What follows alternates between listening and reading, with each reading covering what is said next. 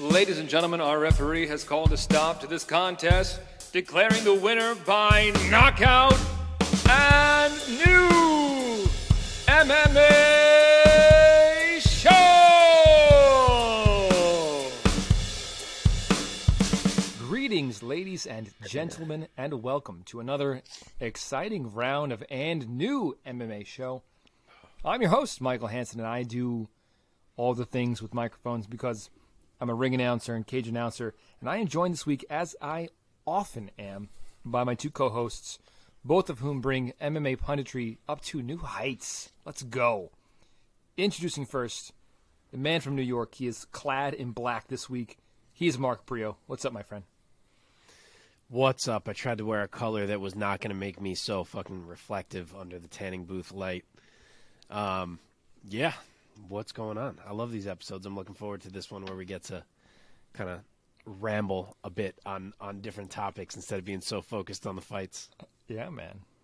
And introducing now from Florida, the Sunshine State, he is the Nicaraguan nightmare, Omar Artola. What's up, buddy?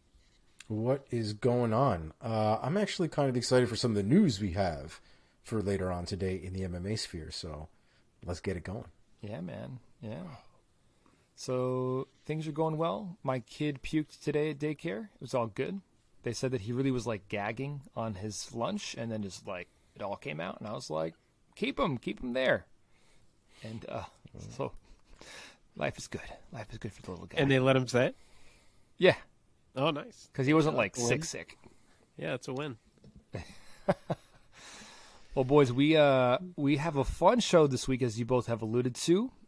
Because we are not coming off of any events from this past weekend, it gives us an opportunity, an opening, if you will, to discuss some fun things. We're going to discuss some matchups we're looking forward to, some cross-fight, dream fights that we could cook up possibly, predicting who we think might be our new breakout stars for this coming year, as well as predicting who will be the champion on New Year's Eve 2023.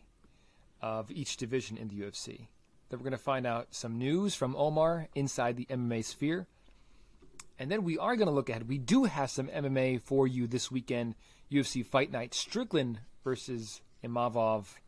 And then we're going to end with a little bit of trivia. Before we get to any fight talk, boys, let us first thank our audience. If you're watching this right now on YouTube, thank you so much. If you would do us the great favor and go ahead and subscribe to our channel, especially if you've been liking what you've been watching, that would help us out so much. Do the thumbs up and the bell and all the things. But especially, our favorite here is if you leave us a comment down below.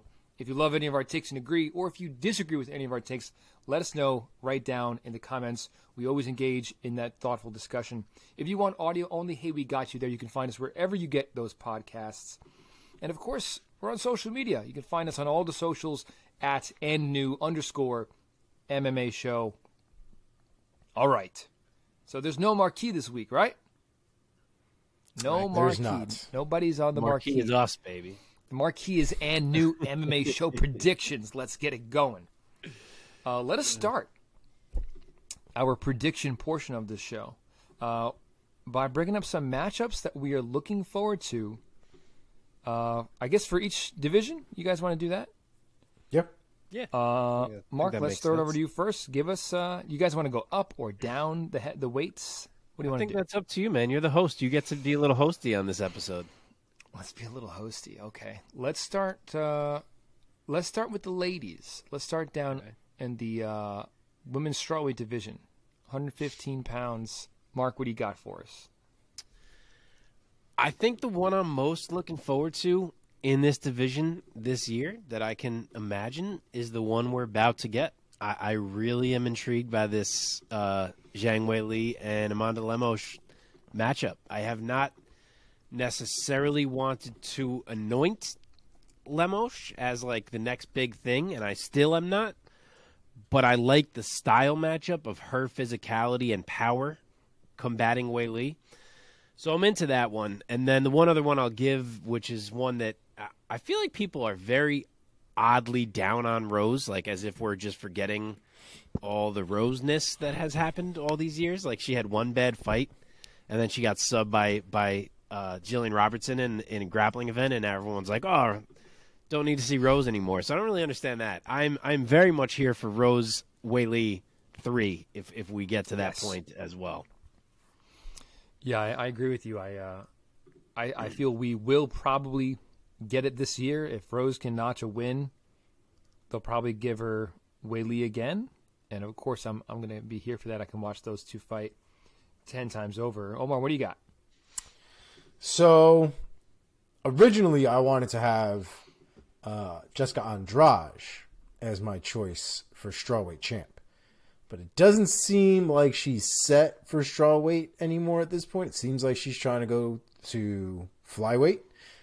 So I had to make some adjustments. And I think with Jessica Andrade out of the flyweight division, I think that that Lemos becomes a real shoo-in for championship status. So I'm going to go with Amanda Lemos. With Lemos. Wait, we're not picking our champion. No, we're not picking champs, dude. Oh, dude, what are we doing? We're doing fights that we're looking forward to. I fucked up. It's all good. fucked It's all up. good. Okay. And these are the realistic fights, right? Like fights that are actually going to happen? Yeah. Okay. Yeah. Then I don't have them by weight class. I just had a bunch of different fights. All right. Well, do you have any that are women's strawweight? If not, we can just jump up to 125. Yeah, let's... Well, Okay. I had my Valentina Zhang Weili fight. That was half and half. That would have to be at 125. Right. Yes. But it is a super fight from the 115-pounder. Right. Would But be. yes. But we are going to do crossweight dream fights next. Correct. Oh. Okay. So right now we're sticking within Omar. each division. Did you read the agenda? Because it doesn't seem like a dream fight to me because it would legitimately happen. A dream fight to me is one that's not probably going to happen. We You're tried right. to leave You're the right. crossweights, but I feel you. All of my John Jones picks are in dream fights because I don't think he's coming back. John Actually, you know what? Jones. I did the same thing. One of my fights coming up is a crossweight fight as well, and I didn't put it in the dream fights because I Okay. think it's actually going to happen. So that's Yeah. Okay. That's fair. All right, let's jump up to women's flyweight, 125 pounds. Omar, any 25ers? Basically, who do you want to see them throw at Valentina next? He just gave it to you. Oh, that's Yeah, I think Valentina could just stay there for a while and just not even be touched. So, yeah. I will jump in. And I will say, realistically, at 125 pounds, the 10-1 Manon Fior. Curious, she's an excellent kickboxer.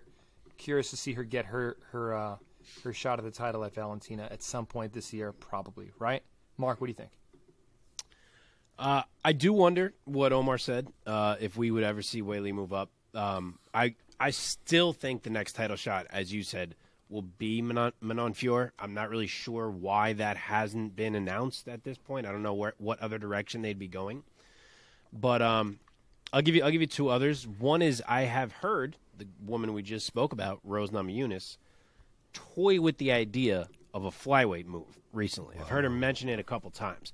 I know she's kind of buddy-buddy with Valentina, so I'm not sure if that is what's in Rose's head or if she just means like for some other fun fights with people she hasn't fought yet. But if they ever fought, that'd be a fun one. And the more realistic one I'll give you with a girl who is in this division already, although newly hasn't fought there as of yet, is the returning Tatiana Suarez. She has been out for God knows how long. Like Still 4 undefeated. years or something. 4 years, is that what it is? 3, Still 4 undefeated. years?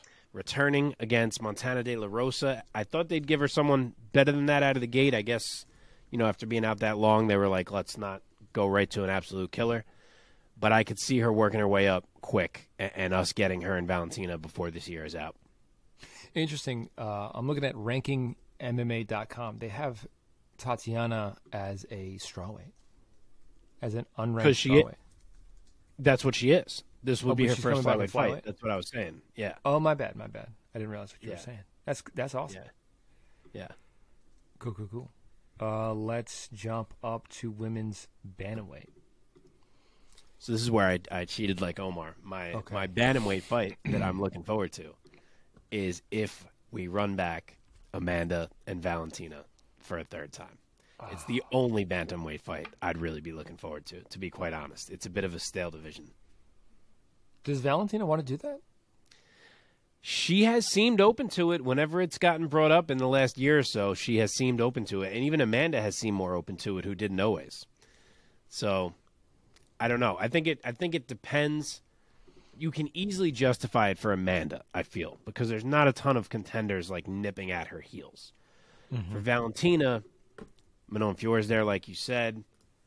Alexa Grasso's kind of close. If Tatiana Suarez gets hot, it's going to be a little harder for her since her division is kind of active, but wouldn't shock me if we get there. Omar, what do you think about women's bantamweight? Personally, I wanted to see the Nunes Pena 3 rematch. I still think that it's unfinished.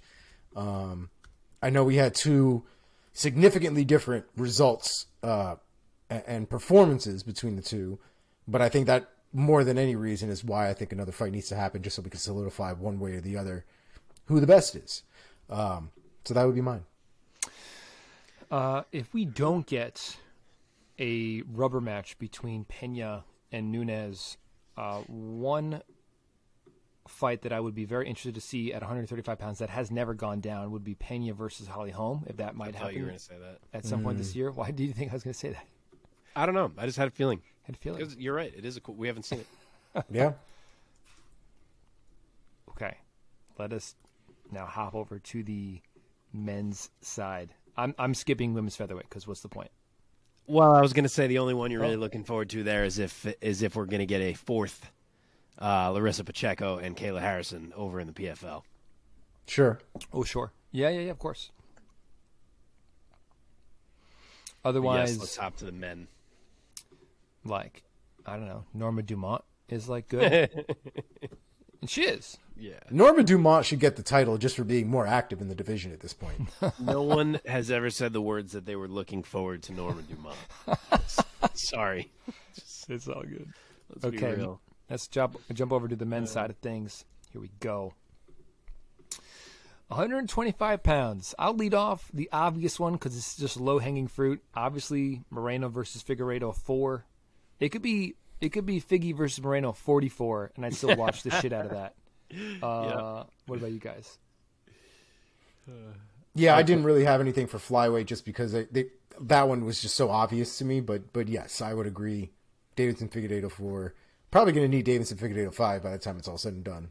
Yeah, man. Mark, what about you? Yeah, hopefully this one settles it for a bit, considering it is 1-1-1 at the moment. Hopefully we can kind of move on at least to some other contenders for a bit here if someone cleanly wins this fight. But yeah, obviously looking forward to that one. I'm kind of hoping, both because I will be rooting for him anyway, and because of the potential matchup that would be next, but I'm hoping Moreno wins and that we can get him versus Pantoja 3. That's probably the fight I most am dying to see at this point. And then the other one that you got to remember as well is the trilogy between DJ and Adriano Moraes over in one. I'll be pumped for that one. Absolutely. Yeah. Dude, the top of men's flyweight is so good right now. Yeah, flyweight's getting a lot better, man. So There's a much lot of talent, up-and-comers at flyweight. A lot. Yes. Figueiredo Moreno, Cara France, Pantoja, Royval, Mateus Nicolau, Manel Kopp. So good. Yep. Then you got killers coming. Like Amir Albazi is really good. Oh, yeah. Jeffrey Molina even looks solid so far. Mohamed Makayev is a beast. Yes. Tatsuro Taira has looked good. Obviously, he's young and raw. I mean, there's guys at flyweight. Yeah, dude. Yeah. Okay. Men's bantamweight. Now we're getting into these divisions where we could just name about 75 fights that we're looking forward to. Fucking bantamweight. Talk about that. Which is why I went with some more, maybe ones that you wouldn't think of or whatever. But O'Malley Chito 2, I think, is something That's that the needs one, to baby. happen. And That's the yeah, one. it needs to happen in 2023. The other one I had too was Adrian Yanez versus Peter Yan, because I think Oh, Lord. God. Oh, my God. but how is he not there? If he beats Rob Font, Well, he's how is man. he really? How is he not there by the end of 2023? Let's let him get past Rob Font first. It's absurd that Adrian. I mean, I already talked about how I can't believe they jumped him right to Rob Font. But all he has to do is win one more fight, and like you're right, they could absolutely be like, all right, he's going to fight Peter Yan. That sounds absurd right now. Yeah, yeah. but totally possible. Fucking crazy. You know what I love is more than I love Adrian Yanez is I love Omar's love for Adrian Yanez. Since the beginning. Yes. So much belief. Yeah. It's awesome. Which, like, I have loved him from jump too, and I've almost just like backed off. Like, I'm like, yeah, I love him, but like, yeah, it's Omar to have him. Like, it's too overwhelming. Omar's love. Yes. Mark, what do you think at bantamweight? My number one is the one Omar said. O'Malley and Cheeto too. I cannot wait for it. I gotta assume it comes at some point this year.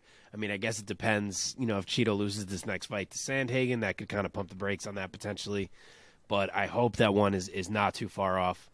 I still like the idea of Petr Yan and Merab. I think that's just a really cool style matchup. Has the storylines from the fights with Aljo and the camps and everything. So I like that one. Obviously, there's a ton of others you could mention. Cejudo's coming back and all that. Obviously, Aljo and Cejudo, if we get that, will be quite the wrestling clash. And the other one I'll throw out is whoever wins this Bellator Grand Prix. I'll be interested to see Sergio Pettis return and take on whoever that champ is. Can't wait for that. Absolutely. Yeah, we're unanimous on this one. I think if it can happen, the rematch between O'Malley and Cheeto, there's just so much tension there, man. Just so much drama. Yeah. I mean, as an MMA fan, I'm so looking forward to Cheeto versus Sandhagen coming up in February. Yeah. But it's, as deadly as Corey Sandhagen is as a striker, he's just too, not even nice. He's just kind of there. He's a little vanilla compared to Cheeto. I mean, a little. Like, he's just too nice of a guy. I'm like, Corey, talk a little shit, man. Come on, bro. Okay, men's featherweight. What do you got? There's only one fight for me that really needs to happen at men's featherweight. Well, I have two, but there's only one for me that really needs to happen, and that is Ilia Topuria versus Brian Ortega. Oof. That simply just needs to happen. The other one I had that I thought would be fun would be Ryan Hall versus Bryce Mitchell. That just seems like a roller's delight, if you will. Yeah, so I used both guys that you used in different fights. I have Ilya and Arnold Allen is one that I'd be very into. And then the Ortega-Yair fight that we got robbed of. I would really still love to see that fight go down. Yeah. There are so many guys at featherweight right now who have stupid records. So many, like disproportionately compared to other divisions. Volk has 1 loss. Arnold Allen has 1 loss. Josh Emmett only has 2 losses. Yair has 3 losses. Ortega only has 3 losses. Evloev, 0 losses. Topuria, undefeated as well. Like, it's just, Bryce Mitchell has 1 loss. It's stupid. Sorry. It's wild that Josh Emmett has 2 losses. In my head, you said that, and I was like, that's not right. Yeah. And it is. Yeah. Yeah. Yeah, that's crazy. Which makes... sorry, I thought you were moving on. No, go ahead. I realized one more I wanted to say. Oh, yeah. The Pitbull McKee trilogy. I know McKee moved up, but he still keeps saying he'll go back for that trilogy, and I hope we get that. Yeah.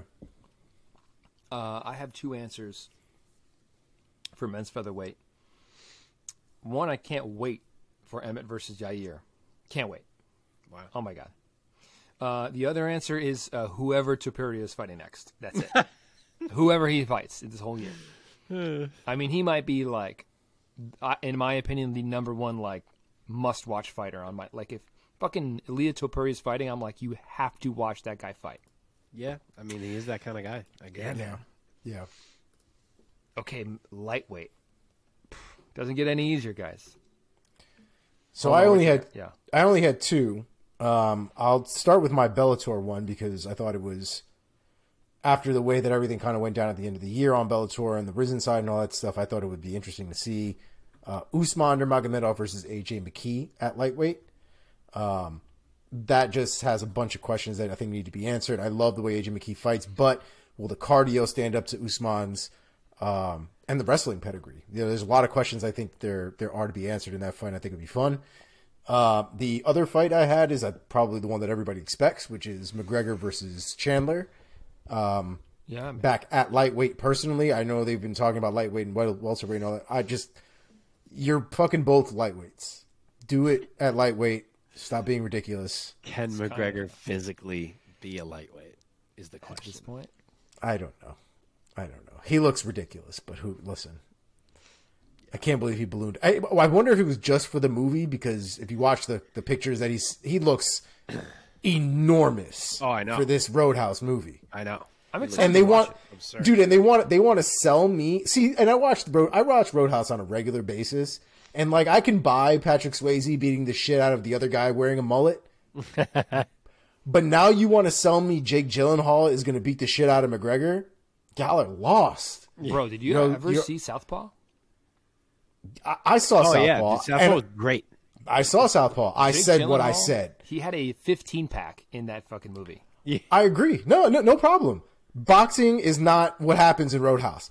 Patrick Swayze roundhouse the motherfucker in that one, okay? He ripped some dude's throat out. Trachea fucking gone, okay? Okay, You're not going to sell to me that McGregor in a street fight with death rules is going to lose to Jake Gyllenhaal. It's not going to happen. Is this just a remake of Roadhouse? I was just going to bring that up. I'm I've going heard to of ass- Roadhouse. I'm going to assume that it is. I've heard nothing saying that this is not a reboot of it. But wait a second. I've always heard of this Roadhouse. Mike, have you fucking not seen School me. Roadhouse? Never. School me on this for a second. Is it one movie? Is it a series? What the fuck is it? There are probably some stupid sequels that maybe have run amok somewhere down the line, but the one that matters is the first Roadhouse with Patrick Swayze. Okay. He's basically a guy who we've gone way off the rails here. Patrick Swayze is basically playing a guy who goes to bars and is what's called a cooler. So he's basically the top security guard there. He directs all the other security guards to doing what they need to do. He goes to the worst bars. They call him because he's the best cooler. You know, he does all this shit. But he goes to a town now that's run by this like corrupt motherfucker who has his own Dalton is what this kid's name is. Is that they Connor? make it? Yeah, Connor. I'm assuming based on what I know about the original Roadhouse is going to play the main villain's Wow. kick your ass guy, the guy that he sends out there to beat everybody up. Oh my god. Well, to be fair, in the original Roadhouse, this guy did not have very many lines. He was literally going.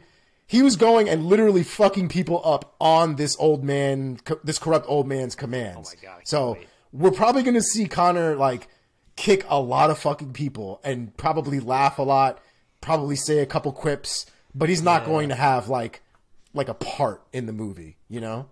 I can't wait. Okay, let's get back on track. Let's see. Okay. Who has not gone for That should be a clip right there, just and I? promoting Roadhouse. yeah, it could be. Okay, I'll hop in real quick. Okay.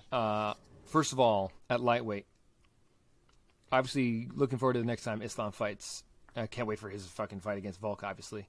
I cannot wait to see Charles Oliveira get back in the cage and see how he responds after this loss to Makhachev. Mark, what do you got? I agree. Both of those things. I as much as I don't know that I felt it was the right time to pull the trigger on Islam and Volk, I'm obviously super pumped for it. Just, it's like Islam is the favorite. But to imagine Volk losing a fight right now is very difficult. So it's like it's an awesome fight to look forward to here. Same thing for Charles. If he makes his way back to Islam, even whoever he fights on the way. I hope it's not Poirier. We already saw it. But if it's like Dariush, be super pumped for that one. And I really like this now fully rumored, so I hope it's happening, Justin Gaethje and Rafael Fiziev fight. I would be real pumped for that fight. Yeah, man. You know what I think is interesting about that Volk-Islam fight is I think the only reason why Islam is favored is because of the expectation that's now set for Islam that his career going forward will be him not losing a fight because of the pedigree of the Khabib and that team and kind of how they do the size things. has a lot to do with it, too. But Volk has also never lost in the UFC as well. Well, Islam technically has. Volk has looked dominant in his performances, arguably, more so than maybe some of Islam's earlier fights. Sure. He's been a champion for longer. Like, on paper, there's a lot of things that I think Volk does better than Islam and has more credentials than Islam, but Islam is favored. And again, I think that as much as people know how good Volk is and whatever, I still think people don't really think that he's not beatable. You know what I mean? That Islam somehow is the continuous, recoming of Khabib, where he's not going to lose a fight and might not lose a round and all this stuff. But Volk somehow is still more beatable than Islam. I think it's weird. I think it's just because we watch Islam manhandle people who are clearly larger humans than Volk is. I really think that's what that betting line is wholly centered around. Interesting. I'll say one other thing. It's not so much a matchup. I'm curious to see how this year plays out for Paddy Pimblett in terms of the matchups he gets. And if the promotion really is going to try to, bob and weave their way through the 55 roster with him, it'll be curious to see who he gets matched up with, because Ranking MMA has him at number 22, and lightweight is a fucking murderer's row, as we know. So we'll see. But if he wasn't Paddy Pimblett, though, right? If he didn't have this name and he just was this guy on this journey, yeah, based on his last performance, you wouldn't bump him that much anyway. No. So I would be like, I don't know, like Vince Pichel or Mark Madsen or somebody. Like, I don't think they're necessarily like protecting him or anything, but I think they're giving him the proper due course for somebody who's moving up in their career. Had he beat the shit out of Jared Gordon and they're still throwing relatively irrelevant people at him, maybe we could have that discussion. But based on his last performance, he's right where he should be, as far as I'm concerned. Sure. Yeah. I actually think Mark Madsen, stylistically, might be a tough matchup for him. That sounds like a terrible matchup for him. Well, Mark, did you miss anybody? Nope. Matchup-wise? Okay, let's go to welterweight. Anybody want to start? The one that I have is just Khamzat versus Colby. I've been thinking about that fight all 2022, and we never got it, so I'm going to continue to dream that for 2023. Sure. Mark? I agree. Khamzat Colby, for sure. The trilogy is an easy answer. Usman and Leon. Pumped for that. And if we can get the resolution of the Leon Jorge beef as well, I would be into that one. Yeah, I guess so. That would be kind of cool. That would be cool. Oh, it's got to be settled, man. It's got to be settled. I will also say, if we are going to do stupid matchups, I will do the Conor Masvidal at welterweight. If he wants to do a dumbass fight at welterweight, that one would be fun. Sure. Yes, the obvious one is the championship rematch between Leon Edwards and Kamaru Usman. But my other pick is going to be the upcoming Jeff Neal versus Shavkat Rakhmonov in March. Digging a little deeper. Yeah, digging a little deep. Digging a little deep. That's what she said. Also, just scrolling a little bit. Randy Brown versus Jack Della Maddalena. Great Can't fight. wait for that fight. Great fucking fight. Yeah, I wasn't ready for one of them to lose right now. I feel like they both were on their way up to like an established name, and now one of them's going to have to take a loss, but it's a great one either way. Yeah. And obviously whoever Khamzat fights, I mean any time he fucking fights, you got to watch. Yeah. I'm like, can he get out of welterweight and stop terrorizing the 170s? Well, that's where I'm about to go. One of my answers as we shift, I guess I'll do the shift. We shift to middleweight here is Khamzat against anyone. Yes. I feel like somehow, the missed weight, he fucked up the event kind of. He played the heel a little bit. He kind of slightly dulled the buzz that he had. And I think him saying like, all right, I'm moving up, I'm coming for the middleweights, almost reignites that buzz to be like, oh shit, like Khamzat's going to fight Jared Cannonier or Paulo Costa, or if it was ever Whitaker or whoever. Like, I think it kind of gets reignited. So I think any middleweight matchup for him, I would be pumped for. I mean, like, I just picked him and Colby, so there's welterweight ones that I'll be pumped for too. But him at middleweight is fun. And then the other I'll say, I mean, of course, the Pereira-Izzy rematch, if we're going to get that right out of the gate, I'll be pumped for that. But I really am intrigued to see Pereira match up with Robert Whitaker, just because I think there's a lot of ways Whitaker can expose Pereira's game, and I'm hoping we get that one this year. I'm not. I'm so worried for Whitaker, just for the pure size difference. But you're right. I mean, Whitaker is more well-rounded than Adesanya, so you would have to think that he's going to look to work in more grappling and takedown threats and stuff like that to kind of try to make it interesting. The thing that worries me about Whitaker in a fight with a guy that's significantly bigger than him is Whitaker breaking every single appendage that he has trying to beat the shit out of this man. Yeah. Because the way he throws so hard and explosive that when these bigger guys, it just sometimes they clash wrong, and he's got fractures in his hands, he's got fractures in his foot. It sometimes I feel like it leaves him worse off having fought these guys that are just so much bigger than him. Even when he wins or when he loses, it doesn't matter. He still ends up so fucked up by the end. Yeah. I'll tell you one other one. I would be so interested to see Paulo Costa fight Alex Pereira. I think that would be such a fucking cool fight. I would be too. I was real pumped for him and Whitaker. I'm upset we didn't get that one. Yeah. That was the UFC pulling on our balls again without actually having anything done. It's absolutely ridiculous the way they fucking do business like that over there. I don't understand it. All right, let's move on. Oh, another one. I keep forgetting Bellator. Yes, please. If Yoel, I know Yoel's kind of back now fighting at light heavy. Yeah. But if he goes and fights Johnny Eblen at middleweight at some point, I'll be pumped to see that. That'd be dope.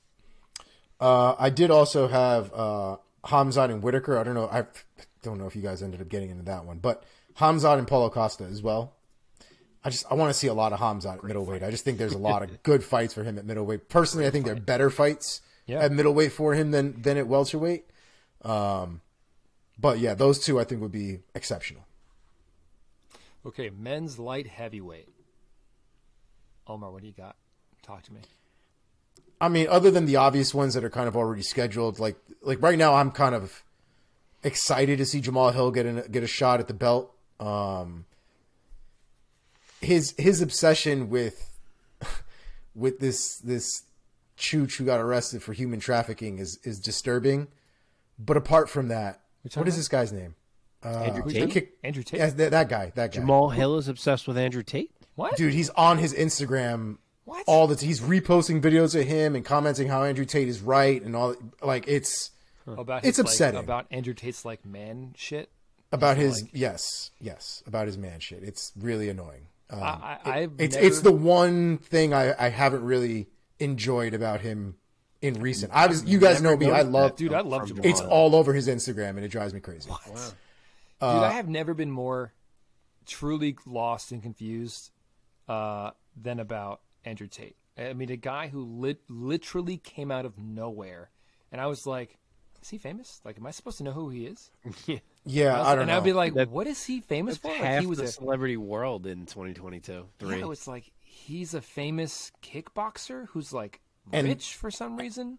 And there's because he does. I'm not gonna. Yeah, we're not doing that. Oh yeah, I'm not doing and that. I looked up about like how he apparently made his money and the kind of stupid videos that he would make. Well, stupid stuff, and now he's fucking. Currently, he's under investigation for human trafficking Oh my God, of women in Romania. So we can absolutely say fuck that guy. Yeah. you don't know if we're gonna go. I mean, You should listen to his everything interviews. I've read. It seems like bullshit. Oh really? I really don't I want would- to go down this road right now because I'm not. I'm not we gonna don't go have down to. there, yeah. But like a zillion women came out and they were like, "I'm named in the thing," and this is not true. Oh really? Well, why is regardless, he, yeah. it- Interesting. yeah, I'm not. We're not going to get into it. Regardless, Again, I don't want to be looked at as defending this guy because it's not what I'm doing. I'm just trying to relay facts that I have heard. Jamal Hill versus Glover is one that I'm looking forward to. Like I said, I'm really excited to see Jamal Hill finally get a crack at the title and see if he can finally do it. Other than that, light heavyweight for me has been kind of meh in general. Yeah. I want to say I want to see the Magomed and the Jan fight again, but like, do I really? That was a good fight. It was a decent fight up until the last couple rounds. You know, the fact that Jan was unable to do anything in the last 2 rounds was a little annoying. I feel like he's better than that, and I'd rather not see him essentially give up the last 2 rounds again after beating the shit out of this man for 2-3 rounds. The end of it was frustrating, but regardless, there's just not a ton of fights at light heavyweight that I'm dying to see. I think they're going to need to put on performances this year to get people's blood boiling and wanting to watch. I will add a guy that I'm always excited to watch, Khalil Roundtree, Muay Thai technician at 205. I don't think he's matched up with anybody right now, but he's always on my radar. I'm a fan. Losing Erie definitely hurt the buzz of this division at the top for sure. It feels a little bit stale right now. I mean, like if Jamal Hill was to knock out Glover, everything would kind of change, I think.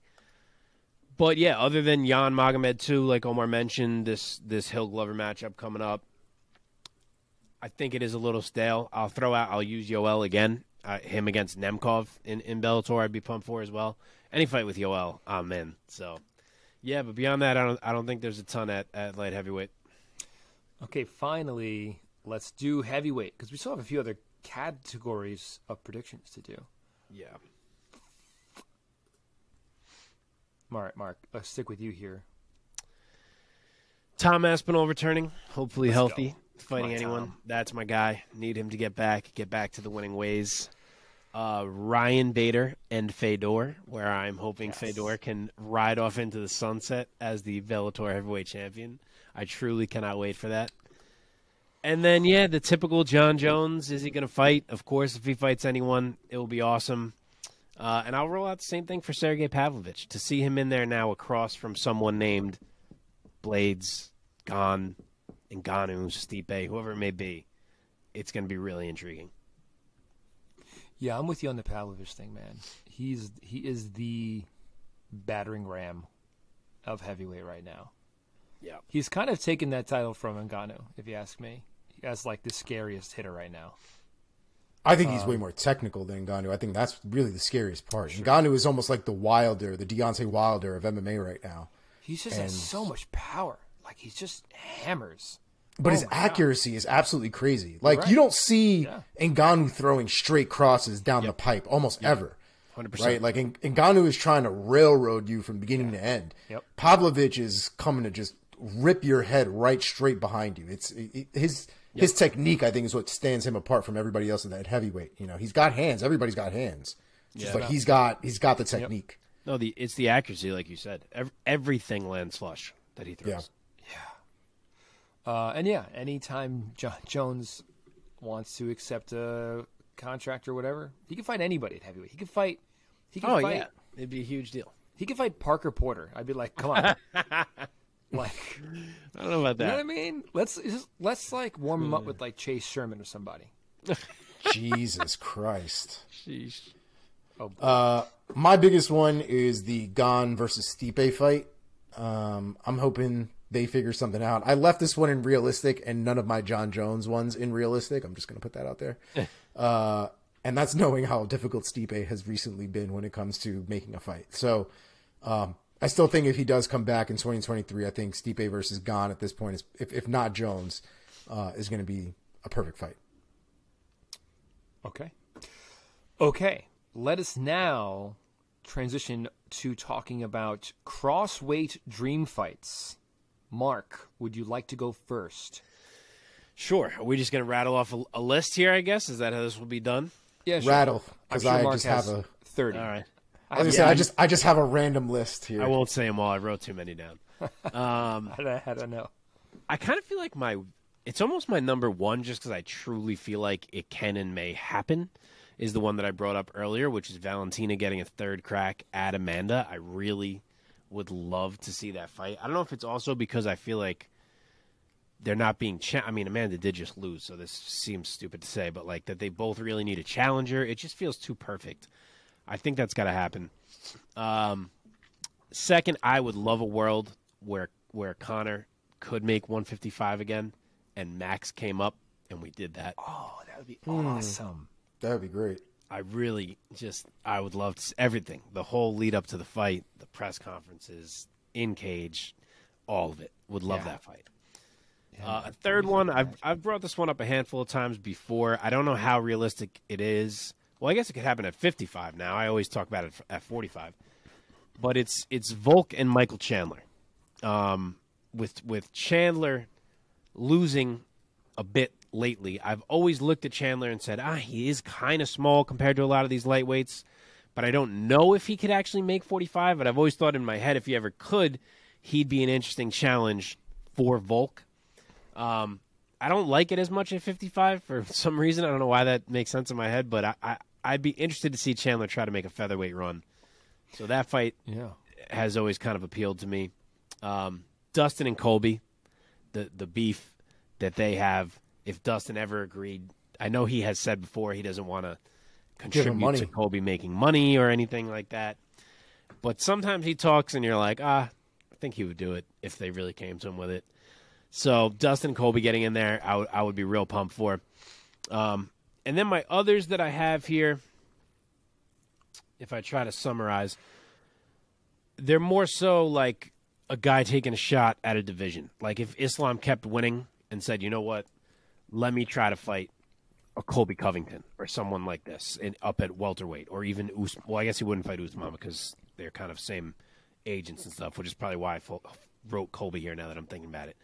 Or if the beef between the teams ever came back, I know they pieced it up, but Islam and Chimaev, that would be wild if we ever got to see that one.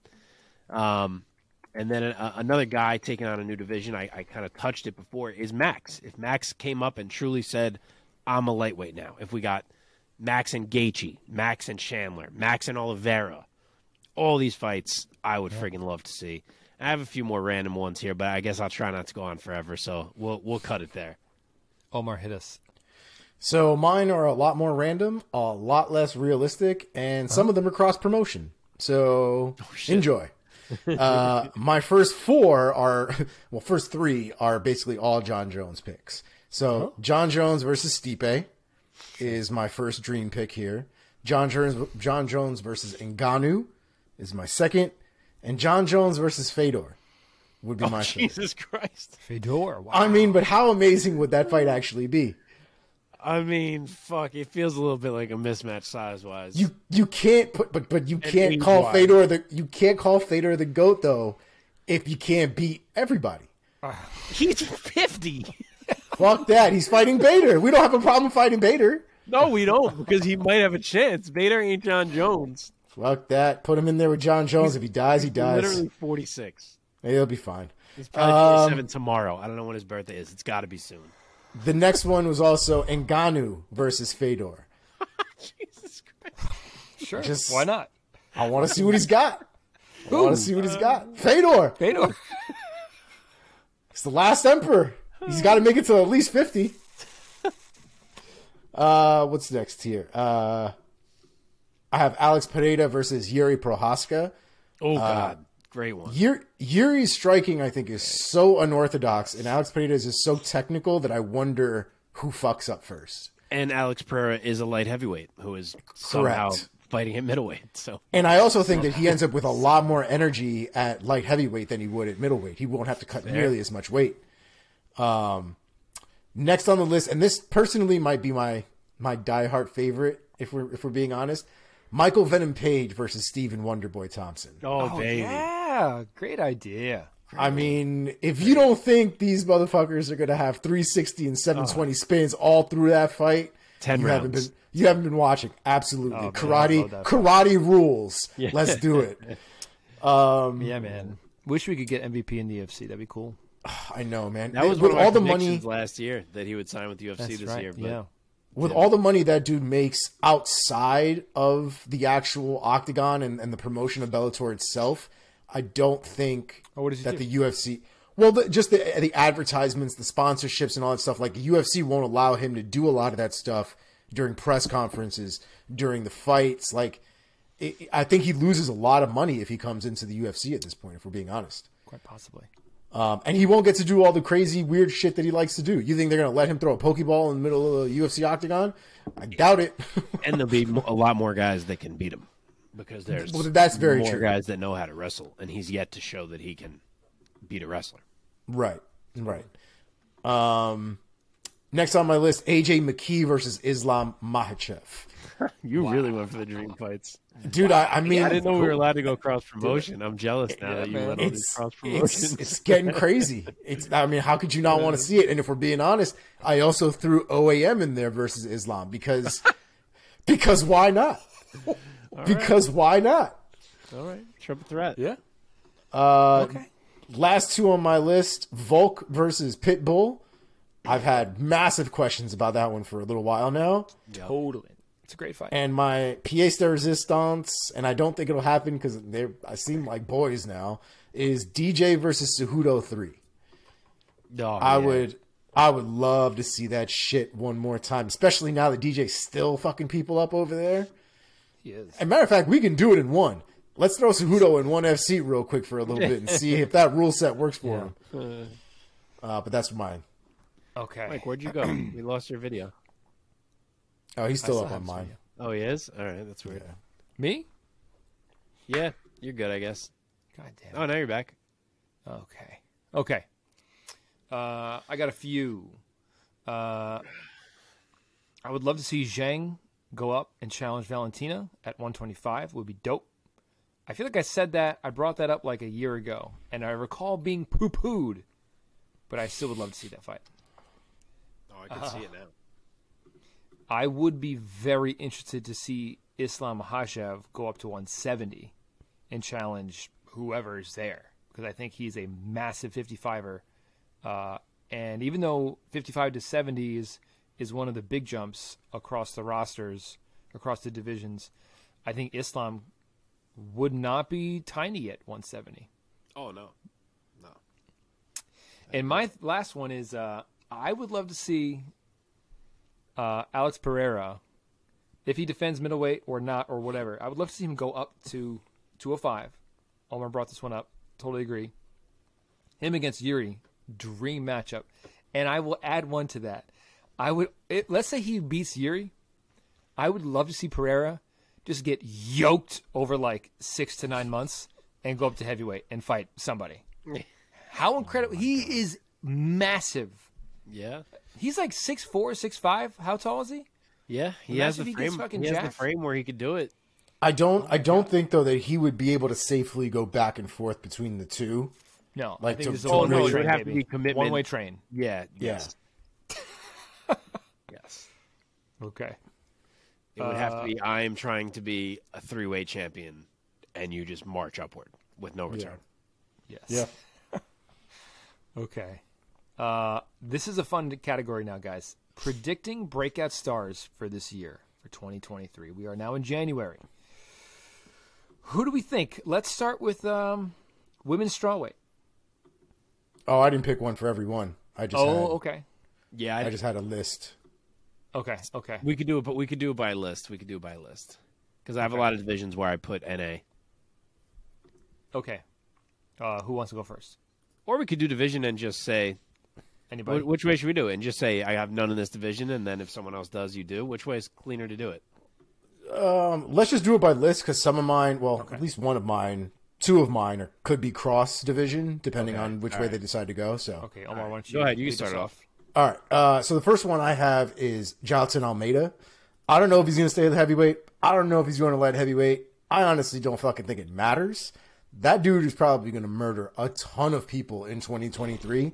I don't know where he'll be sitting by the end of 2023, but it'll definitely be higher than where he's sitting right now. So I think we definitely need to keep our eyes open out for Almeida because he's about to make a big splash, I think. Yasmin Haragui, I think, is the next one on my list. I mean, if you guys have been listening to the show for a little while this year, I think you already know there's Adrian Yanez and then there's Yasmin Haragui, and I am equally as high on both of these fucking people more than anybody else, I think, in the UFC right now, especially as far as up-and-comers are concerned. I think Yasmin is going to be... I think Yasmin is not that far away from getting not only recognition as far as her name across the board is concerned, but I also think she ends up being ranked by the end of the year. And I think she'll probably make a big splash definitely this year, but even more so in 2024. Next on my list, one of Mark's boys, Tatsuro Taira. I think that man is a fantastic up-and-comer. The way he fights is absolutely fantastic. And I think with the opportunities he has shown, with the taking advantage of the opportunities he had this past year, I think the opportunities he gets now in 2023 are going to make a big splash for him and make him a little bit more mainstream and well-known in the MMA world. Terrence McKinney on that same train.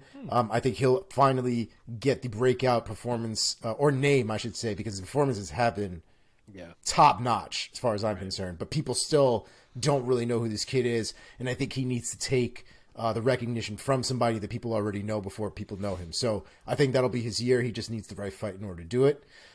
Jack Della Maddalena, another one who still is not getting the respect I think that he has earned. But people might just need him to fight somebody with a well-known name so that they realize exactly how good this man is. Shavkat Rakhmonov is another one on my list. I think he's another one who needs the opportunities given to him. I don't think he fought a lot last year. What did he fight once last year? Maybe twice? I think twice. Yeah. But I think he just needs the continuous visibility in order for people to really understand how much of a problem he's going to be at welterweight. Erin Blanchfield, I think, finally makes herself well known this year. I think she got a little bit of the taste last year, at the end of last year, with her performance, but I think this year she really will cement her place in that division. And last but not least, Raul Rosas Jr. I think he continues to ride the momentum that he's garnered. I don't necessarily think he'll fight anybody worthwhile, but I think people are already watching him, and I think the more his performances will, the more he has great performances, I think the more eyes will continue to be on him. So I think he'll end up being a big name in 2023. Okay, Mark. Omar, did you hack my computer, bud? What'd I do? Oh, it's the same? It's the same? It's more than 50% of my list just got rattled off. All right. So, yeah, I kind of have like a secondary breakout and then like some people who I really feel like I wanted to highlight. So I'll go through the others quickly. I agree. Tatsuro Taira coming up at flyweight. Absolutely think he's a name to watch. Little bit raw, a lot of talent there. I think the more we see him fight, the better we are going to see him get. At welterweight, Ian Gary, a guy who we don't 100% know, I would say, how good this man is yet. We're going to find out this year. If it goes well, I could see him mattering significantly. Also at welterweight, much more unknown name, Rinat Fakhretdinov, has been super impressive so far, just absolutely ragdolling the couple guys that he has stood across from. So I could see him kind of flying up these ranks in not too long.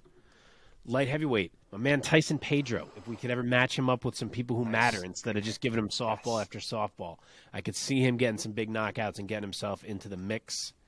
Back to flyweight, Muhammad Makayev, the guy who's obviously looked really good so far, skilled everywhere, kind of running through people. This will be the year where now he will be fighting some names. He's kind of just hit that point, so we'll see how he does. And now we're getting into a lot of the names Omar said. Erin Blanchfield, totally agree. I think her next fight already will probably be her first against. I mean, McCann was a name, but not like a ranked name. Right. So the next one I think will be a big one. I could see Blanchfield mattering and almost getting fast tracked if she continues to look this good. Flyweight again. See, we mentioned this earlier in the show. A lot of good young flyweights.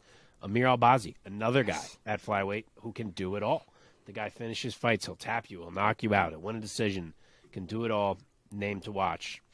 And then my last of the quicker ones, bantamweight, guy who's fighting this weekend. They put him against a debuting fighter. I'm not really sure why that is the choice. But Javid Basharat, another guy I've been really high on since he debuted. Another guy who's good everywhere. He's the guy I pointed out on here once, had the exact same line to win by decision, knockout, and submission. And I was like, I've never seen that in my life. So love him. Then my bigger ones, Manel Kape. I could see Manel Kape working his way to a title shot this year. I've been a Manel Kape guy. I think if he gets the right matchups, he could really break through. A name I'm surprised Omar didn't say, or maybe he said it and I missed it, Adrian Yanez. Oh, maybe it's because to me he already broke out, but that might be a bias. I feel like if he, it might be my bias. It might be my bias. I feel like the breakout is now if he can beat Rob Font. So I will say him. Next one, Tatiana Suarez. I know she has kind of already been there. She's already got wins over people like a Carla Esparza. She's been out for a minute. I could see her wearing the belt a year from now. That's how good I think she is. Granted, we will have to see how she looks after this whole Sure. layoff and these injuries, and she was sick, and a lot goes into it. So we'll have to see how she looks. But her breaking out or re-breaking out would not surprise me at all. Jack Della Maddalena, as Omar said, incredibly good fighter thus far. Every fight he's in, it looks like it is not hard, and like he doesn't even have to try that hard. He's a unique fighter to watch, man, and I think it's a really interesting matchup with Randy Brown. I'm not saying he can't lose it. I could also see him walk through Randy Brown, and if he does, his star is going to explode.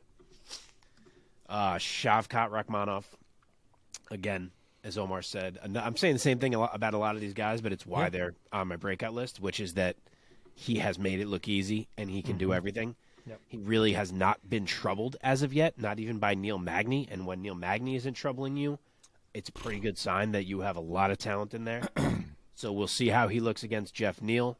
If he looks as impressive there, this dude will be fast-tracked as well. And then Jailton Almeida, as Omar led with, is my top. Well, actually, I got one other guy I forgot. But my top realistic guy is Jailton Almeida. Could be at either weight class. Again, as Omar said, he's kind of been jumping. I don't know where he's going to choose to stay. I don't know for now, since it's not like he's at the top of the top just yet. I don't know if he might still take fights at both. But by the end of this year, I think he's absolutely mattering in one division or another. And then my kind of hopeful guy, who I'll just keep at the top of my list and still say he's going to be the champ because I've been saying it, is Tom Aspinall. I don't know how long dude's out. I don't know how this recovery's going. I don't know if we get one fight this year, if we get what. But fuck it, Tom Aspinall just stays at the top of my list at all times. I feel like Aspinall is one of those. Where By breakout, I mean to be the champion. Yeah, obviously he has already. I was just gonna, my list similar to you guys, and again, like we're on the same page, probably over 50% of the time here, as you'll see. I feel like I might as well not even go, but I might as well put in my 2 cents. And some of my picks, the word star is obviously subjective. So in some picks here, I'm saying that I think they're going to like really break into the upper echelon of their division in terms of ranking. In other senses, I think they're going to have a huge burst in popularity. Some are like obvious picks, and some are, I think, kind of a little bit more of with a little bit of a question mark. So let me just work up the weight divisions here, and I don't have somebody for every weight division. Women's strawweight, totally agree. Yasmin Hadagui, she's looked so impressive. Watch out for her. Women's flyweight, we are unanimous. Erin Blanchfield. I think this year she clearly is very talented, and she's projecting a lot of confidence. And I think in her next 1 or 2 fights this year, we're going to see her, as long as she keeps winning and looking impressive, I think they're going to jump her up promotionally, and she's going to get some big fights towards the end of this year. Flyweight, you're totally right about Albazi. My pick was Makayev, though, undefeated, 9-0, undefeated in the UFC. He's exciting. He has a bigger personality than Albazi to me. Yep. And look out for Makayev to really break out and become a star this year. Lightweight, I thought the layup pick was Sarukian. I think he's like the future of like 155 pounds. He's so good, so talented, so young. He's one of those guys to me who, like, he's already kind of a burgeoning star, but I think look for him to continue to growing his stardom bigger and bigger this year. I feel the same way going up to welterweight about Shavkat Rakhmonov. He's kind of already, he just fought Neil Magny. Like, he's kind of already a star, but I think he's going to keep rolling, and I think he's going to become a huge star, especially, being at the top of welterweight coming up. Side picks for welterweight, agree on Jack Della Maddalena. I'm also curious to see if Jake Matthews can find that magic he captured in his fight against Andre Fialho. Even though he's coming off of a loss, the fight right before that against Fialho, he looked like a world beater at 170 pounds. And also look out for Ian Gary. He looks like a guy who's like a star waiting to like burst in terms of personality, and he's got the Ireland thing. He's kind of like the Irish Wonder Boy to me. He's like a super friendly guy, super good looking guy. watch out for him. Let's see if he keeps winning. For middleweight, I had a hard time with middleweight, so I made a fun pick. I say watch out for Anthony Fluffy Hernandez. Dude, love it. Love it. Let's see where this guy goes. I mean, he looked so amazing in his last outing. Yeah. It's like, where did this guy His get last so good? few. His last few, man. He's looked good recently. Yeah. But also middleweight has, a crop of young guys who are all coming up. Delitse, Imavov, Andre Muniz, a lot of good talent there. So a lot of parity coming up at middleweight. Light heavy, I went with Carlos Ulberg. I mean, his hype train. I like that too, man. His hype train took a brief pause when a fight that he was mostly winning against Kennedy Nzechukwu. He got like a flash knockout towards the end of the fight, but he was winning that fight handily, and he's looked great since. He's now 7-1. Same deal. I think if he keeps winning and keeps knocking guys out, he's a great looking guy. Incredible. He looks like an action figure. I can see them fast tracking him, and we'll go up to heavyweight now. We are unanimous as well. My last pick, Jailton Almeida. He just trucks dudes, whether he's at heavyweight or 205. Watch out for him to keep winning, to keep just like beasting people and looking amazing. And I think they're probably going to give him a big push promotionally and bigger matchups this year. Wow, we are so close in our lists. Love it. Yeah, man, we had a lot of the same guys. A lot. Yeah, man. Oh, and Who's of on it? course, Omar's who is- boy. I skipped this one. Adrian Yanez. Watch out. I mean, he's fighting fucking Rob Font. He's about to break out as a star. I think even if he loses Rob Font, they're going to keep. He's a star, man. He's a fucking star. We had a lot on every list. I mean, we'll say Yanez was on Omar's because he would have put him if like whatever. Yes. So Yanez, Almeida. Did we Blanchfield. all say Rachmanov? Yeah, I said Rob. I did say Rachmanov. Did we all? yeah. Yep. Jack Della Maddalena. We all said. Blanchfield. We all said. Almeida. Maybe that was it. Maybe that was the only 5 unanimous. But yeah, Makayev. We also I don't think Omar said Makayev. Oh no. I didn't. No. Did you say Haregui, Mark? Because I know Mike did. No, I didn't say Haregui, which is that's a good one too. Okay. Okay. All right, so wait, who Predicting- was our 5 unanimous? Because those are the 5 we got to Okay, going remember up. all year long. Blanchfield, Yanez, Shavkat, Rachmanov, Madalena, Almeida. Yeah. Nice. Okay. Champion time. Championship time. Let's Let's once do it. again go up the divisions. I think it's going to get a little more hairy at the heavier weight classes. I have a couple I'm deciding on live. I know. I have Let's a start with- slash between 2 names. Let's go by division one by one. I'll start women's strawweight by the end of the year. I say still Zhang. Mark? Oh, that's it. No color behind it. I mean, she's amazing. I don't see anybody beating her. I will agree. I think the Lemos matchup is interesting. I will pick Whaley to win it. Yes. If she does run into Rose again, I think we may have hit a point where she is ready to deal with what Rose brings. I think she arguably even won the second fight. So that's where I'm going to go.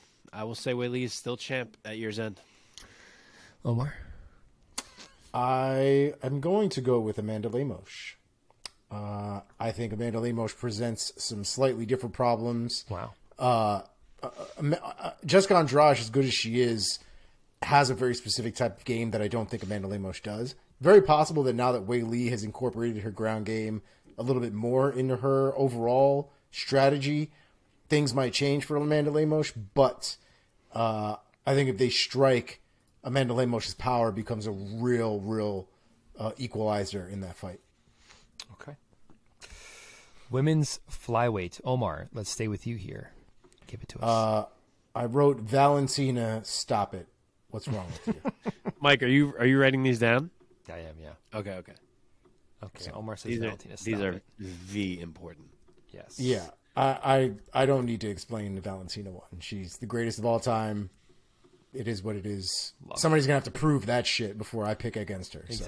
Exactly. Mark, make it controversial, Mark. I Do it. He's about to. So torn. If the year was a year and a half, I think I'd pick Tatiana Suarez. I don't think it's going to happen that quickly. So my answer is Valentina. Because I just don't think the title fight happens, especially seeing they started Suarez with Montana De La Rosa and not with, like, whoever the fuck, Alexa Grasso. Yep. But if she beats the whole shit out of Montana De La Rosa, it's not crazy to think that they would fast track her right up, especially in that division. There's no one there. But with how long she's been out, I'm afraid she wouldn't fight for 6 more months just to make sure she's recovered from this fight. I don't know. I want to fucking do it, but she's 32. I'm not gonna do it. I think she's got the best shot, just especially based off of her size, if nothing else. If the fight happens, my answer is Tatiana. Wow. I just don't think it's going to. Why not? And it's only Tatiana. I'm not saying Tatiana will definitely beat Valentina. I just am trying to pick something a little different here. No, yeah. But I don't think she's gonna get up the ranks that quickly. There's just Manon has to fight Valentina.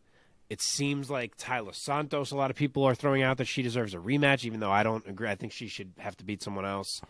Alexa Grasso's right there. It's just a lot of girls who have been fighting that Tatiana would have to work past to get a title shot before the year's over. Okay. Yeah. I also say Valentina by the end of the year. I agree. I think she's the greatest women's flyweight by a mile. She has she's lapping the division at this point. She's the best, man. And she is a huge argument for being the female GOAT. She's so good, man. She's just so good. And she's so good at everything. She's so strong, too. She's a strong grappler. Yep. Okay. Women's bantamweight. This could get interesting. Mark, why don't you go first this time? I am more sure here about Valentina. Because I'm sticking by that this fight is going to happen. And if it does, I'll be riding with Valentina. So that is my answer. Wow. So you think the Valentina-Amanda fight is going to happen this year? It is going to happen. I do. I really do. It was my number one cross-weight fight. I really think it's going to happen. I did not factor that in. So I said didn't Amanda. either. I said Amanda. So did I. Because other than Valentina, who's beating Amanda? Come on. I will say if Valentina and Amanda do fight again, I do reserve the right to pick Valentina for that fight. Because I will be picking Valentina. Their first two fights were very close. They were, but the was real close. The biggest issue with that fight is how those fights went. Because even though they were both close, they both were very similar in the sense that Amanda took it a little bit early, Valentina took it late, and then you had the middle rounds that were kind of a pain in the ass to figure out. And it'd be difficult to see how different those fights would end up being now, especially now that Amanda has had her ass kind of handed to her recently. Valentina still has, while she's gone through some difficult people, has still never had her ass handed to her. So it's true. We're at different points, I think, now in their career. I'm pulling up the second fight on MMA Decisions. I'm very curious who more people had it for. Oh, wow. 68% for... Wait, this doesn't add up. That's not 100%. It's not. What am I fucking missing here? Wait, I can't do math. 51, 66, 60. It still doesn't fucking add up. I don't. But 69% on Shevchenko. Oh. In that second fight. Yeah. There you go. Shevchenko. Yeah, the math doesn't add up at all. This doesn't come close to 100. That makes no sense. Should we do featherweight? Because I have LMAO for that one. Yeah, I did not pick featherweight. I don't even know if Nunes is going to defend. I figure I'll put one in there, try to get one right. Might as well. Nunes. Yeah. Hopefully I get Might a point. as well. Should we give Dumont another shot at the title just because she's still there? She hasn't even had a shot. I like Norma. Oh, see, she's the only one in 145. I figure she already had a shot already. That's how long she's been there. Nope. That's wild. Okay, boys, let us hop over to the men's side. And I'll go first. Men's flyweight. I wrote in all caps, Moreno, let's go. Moreno, let's go. Who would like to go and agree with me? Thanks. Yeah, that'll be me. That'll be Okay. me. Brandon End Moreno, of the let's year, fucking Brandon go. Moreno, let's fucking go. Let's fucking go. Look, did I make that pick with my heart instead of my brain? Yes, I did. Fuck that. Figueiredo's about to lose that fight. This is one of the ones that has a slash.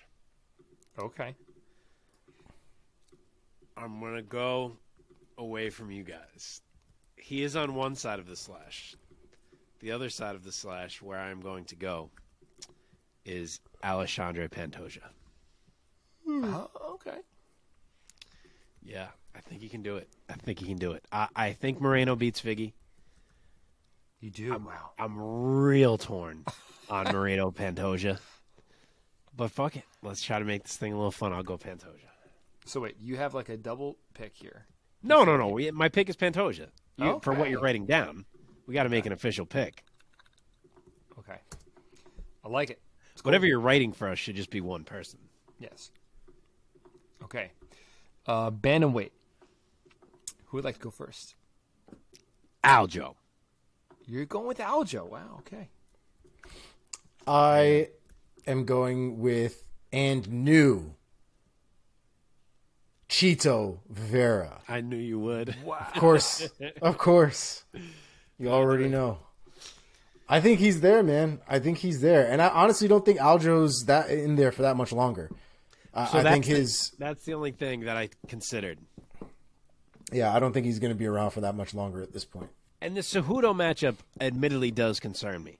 But I think Aljo beats Cheeto, and I think he beats O'Malley. And he's already beat Sandhagen. Yeah. Uh-huh. I think Chito beats all of them. I'm going. Love it. This might be too easy of a pick.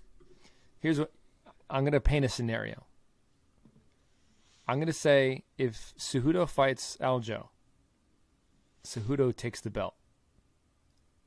But then I think Cejudo's going to like retire in like summer and like, vacate.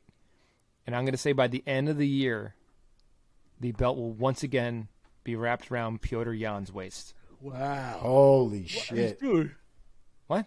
He's lost 2 fights in a row here. He'd have to do some work to get back that quick. I think he's going to do. I mean, it's only January. Wow. The other Mark my guy you want words. to consider is Marab, but it's hard to consider him since his boy's the champ. Yeah. Yeah.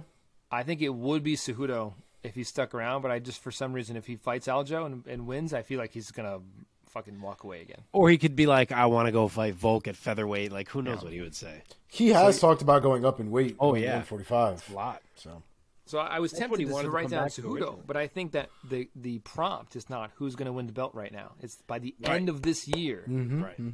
Correct. Okay. Featherweight. I'll go first. Volkanovski. Until he's dead. I've got. So my reasoning is I don't think Volkanovski is going to stay at featherweight by the end of this year. Okay. And as a result, I think Ila Topuria wears gold. Wow. That'd be something. That's where I'm at. I'm transcribing. Okay. Lightweight. Anybody not taking Islam? Omar, let's hear it. Get ready to suck on this one, Islam Riders. My man's Benil. Give it up to the Lord and Savior Dariush. Let's fucking go. Oh, man. Oh, God. Well done. Thank you. Lightweight is so good. There's so many good fighters. And none of them have fought Islam, like Poirier and Gaethje and Fiziev and Dariush. And even if Armin got another crack, even if Oliveira got another crack, like there's so many ways this could go. But gun to my head, pick a name. It's Islam. Yeah. Aside from Volkanovski, just to stay here for a second. Oh, and Volk. I didn't even say that. Aside Oh, from true. Volkanovski, in terms of other lightweight competitors, I would say the matchups I would be most curious to see Islam go against would be Dariush and Sarukian, I think. And there was one other you just said, Mark. I forget. Gaethje, Poirier. I think Gaethje. Oliveira, Fiziev. I'd even. He's not a losing streak now, but I've said all along, I think Chandler's a really interesting matchup for. You do? For Wow, Islam. why? Just because he's so hard to hold down, and he's so strong. fast that I could see him like fucking up Islam's rhythm. Like I could see the fight not going, not playing out where Islam wants it to, and him starting to kind of get off his rhythm a little bit. I don't know. I mean, I'd pick Islam. I think it's an interesting matchup. Yeah. Okay. Let's hop up to welterweight. By the end of the year, who will have the belt wrapped around their waist?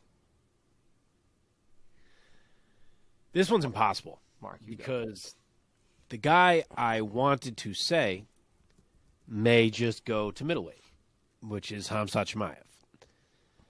So I didn't really know what to do, but I was so torn between Usman and Leon and Colby and Bilal, depending who got matched up with who and who might win and who might shake out, that I just fucking said Chimaev anyway.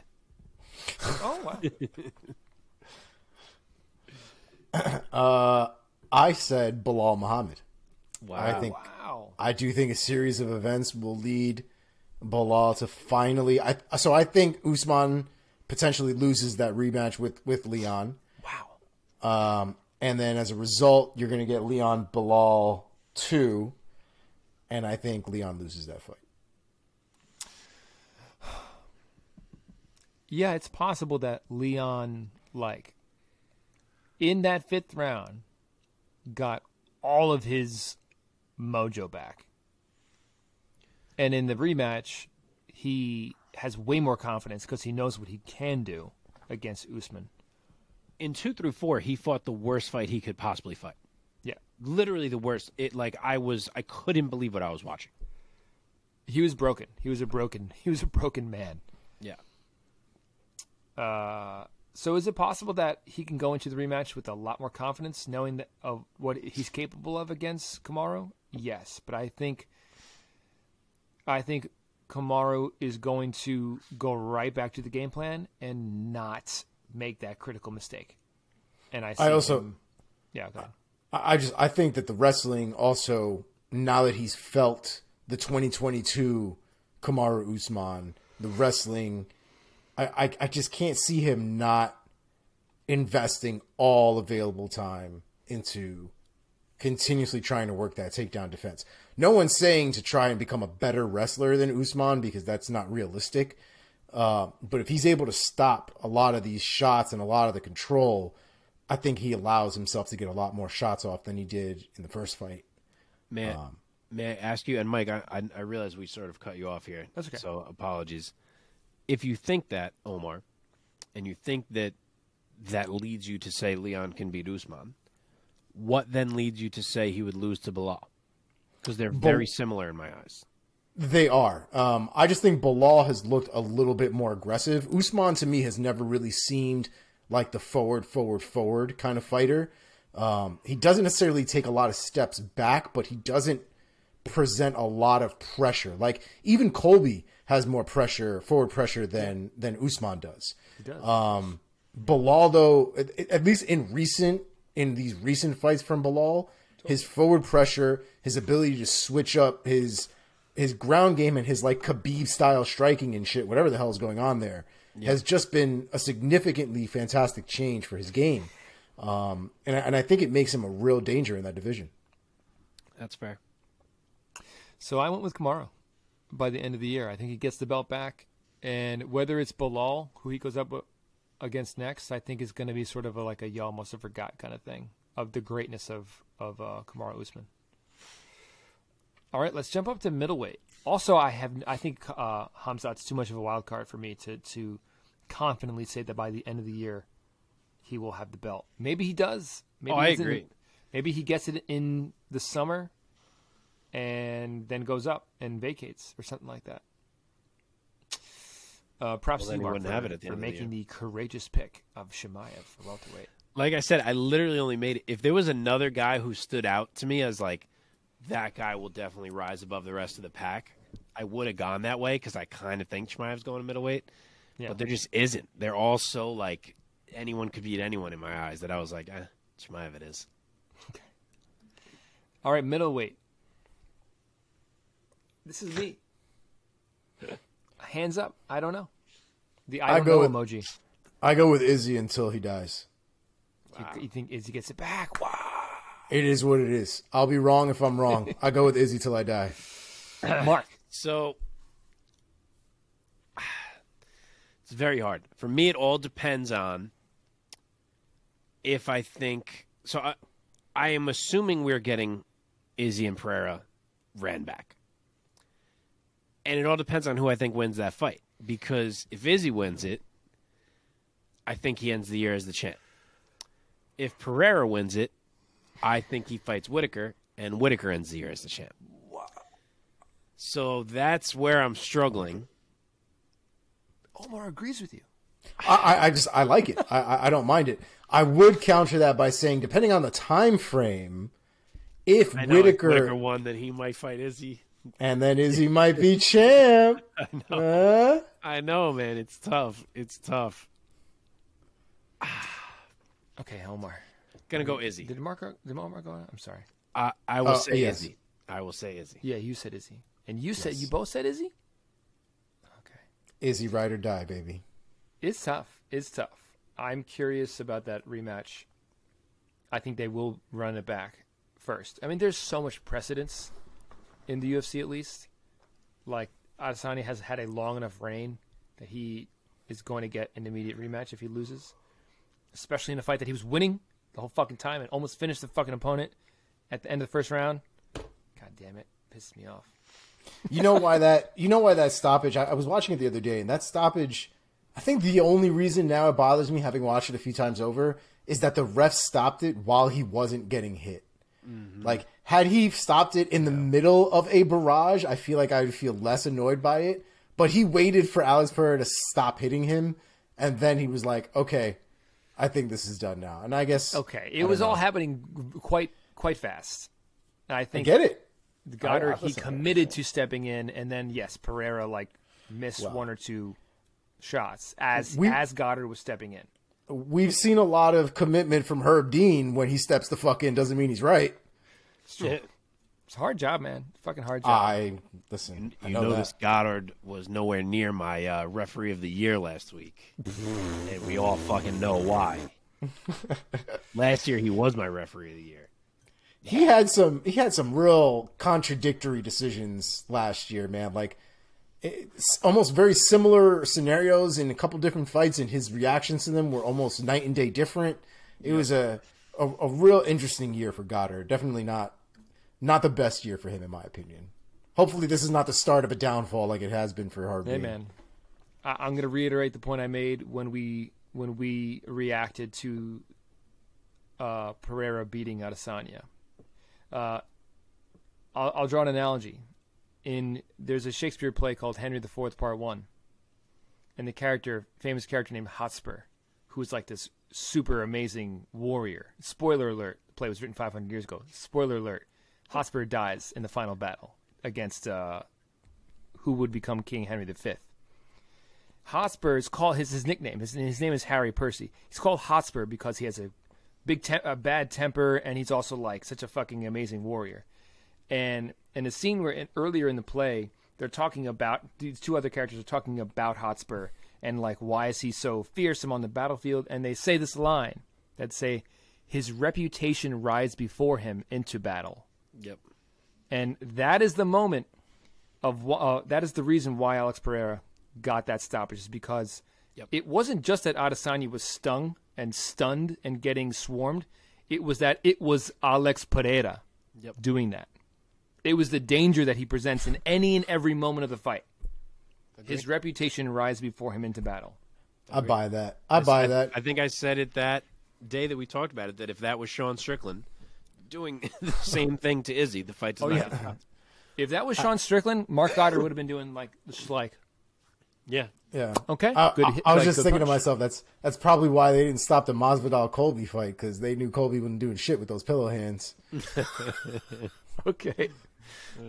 So yeah, I'm gonna say Pereira by the end of the year, but I wrote some question marks next to it because I'm like, it'll be tough. We'll see. Okay, light heavyweight. Who wants to go first? Because I don't have a fucking clue. I mean, I'll say this: if Yuri's still injured, because I'm assuming he is, I didn't really add him to my 2023 list because I'm assuming So I'll he's tell not you, going to fight He has said his aim is September. of 2023. Yes. Then Yuri's the champion. His first fight back, September. Then Yuri's the champion, barring some crazy bullshit where Jailton Almeida ends up in the mix. But Yuri will be the champion.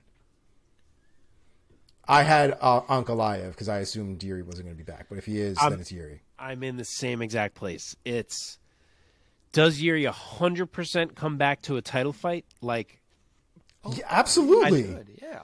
I'd like to say yes right now. What do like, you mean? September's a long way away. Like, Hold up. The man gave up his belt so that people wouldn't be fucked with. You definitely have to give him a shot. you don't think they'll screw around at all, and that he might take one other fight? No, I That'd be don't think awful. so. I would hate that for him. All right, then my answer is Yuri. I would be outraged. In the light heavyweight division, it's not like the light heavyweight division is stacked. It's true. Yeah.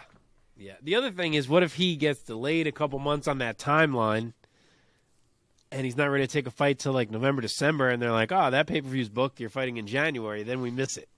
Right. You know. So if that is the case, then I go with Ankalaev. I'm in the same exact boat. It's Yuri if he makes it back. Otherwise, Ankalaev. Yes, I'm fine with that caveat considering Yeah. the circumstances. Fair. We are all in the same boat. I also pick Ankalaev because he's so fucking talented. God, he's so good. Yeah. But also, I depart from you both a little bit in that I don't know about Yuri. I mean, Yuri's amazing. I love him too. He's one of my favorite fighters right now. But to come back from a surgery like that, man, a shoulder surgery, I don't know. I wouldn't automatically pick him to win the belt right back. There are people to me that may not have.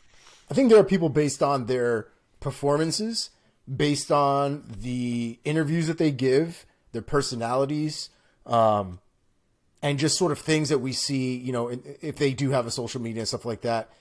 For me, looking at Yuri as a person as much as I can based off of the information that I know, if there's somebody to come back from some crazy fucking injury, it's Yuri Prochazka. That man's mental fortitude seemingly is ridiculous. So I think that whatever he has to do, whatever pain, discomfort, rehab, and the like that he needs to do in order to come back 100%, I think he will do. If anything, my concern would be he's going to be doing too much to come back and may potentially re-injure himself in the process. But if he does things the right way and is smart and doesn't allow things like pain and discomfort and all that other kind of shit to stop him from continuing to get better, I think Yuri is definitely the one to do it. Other fighters maybe not, but I think he's the one. Okay.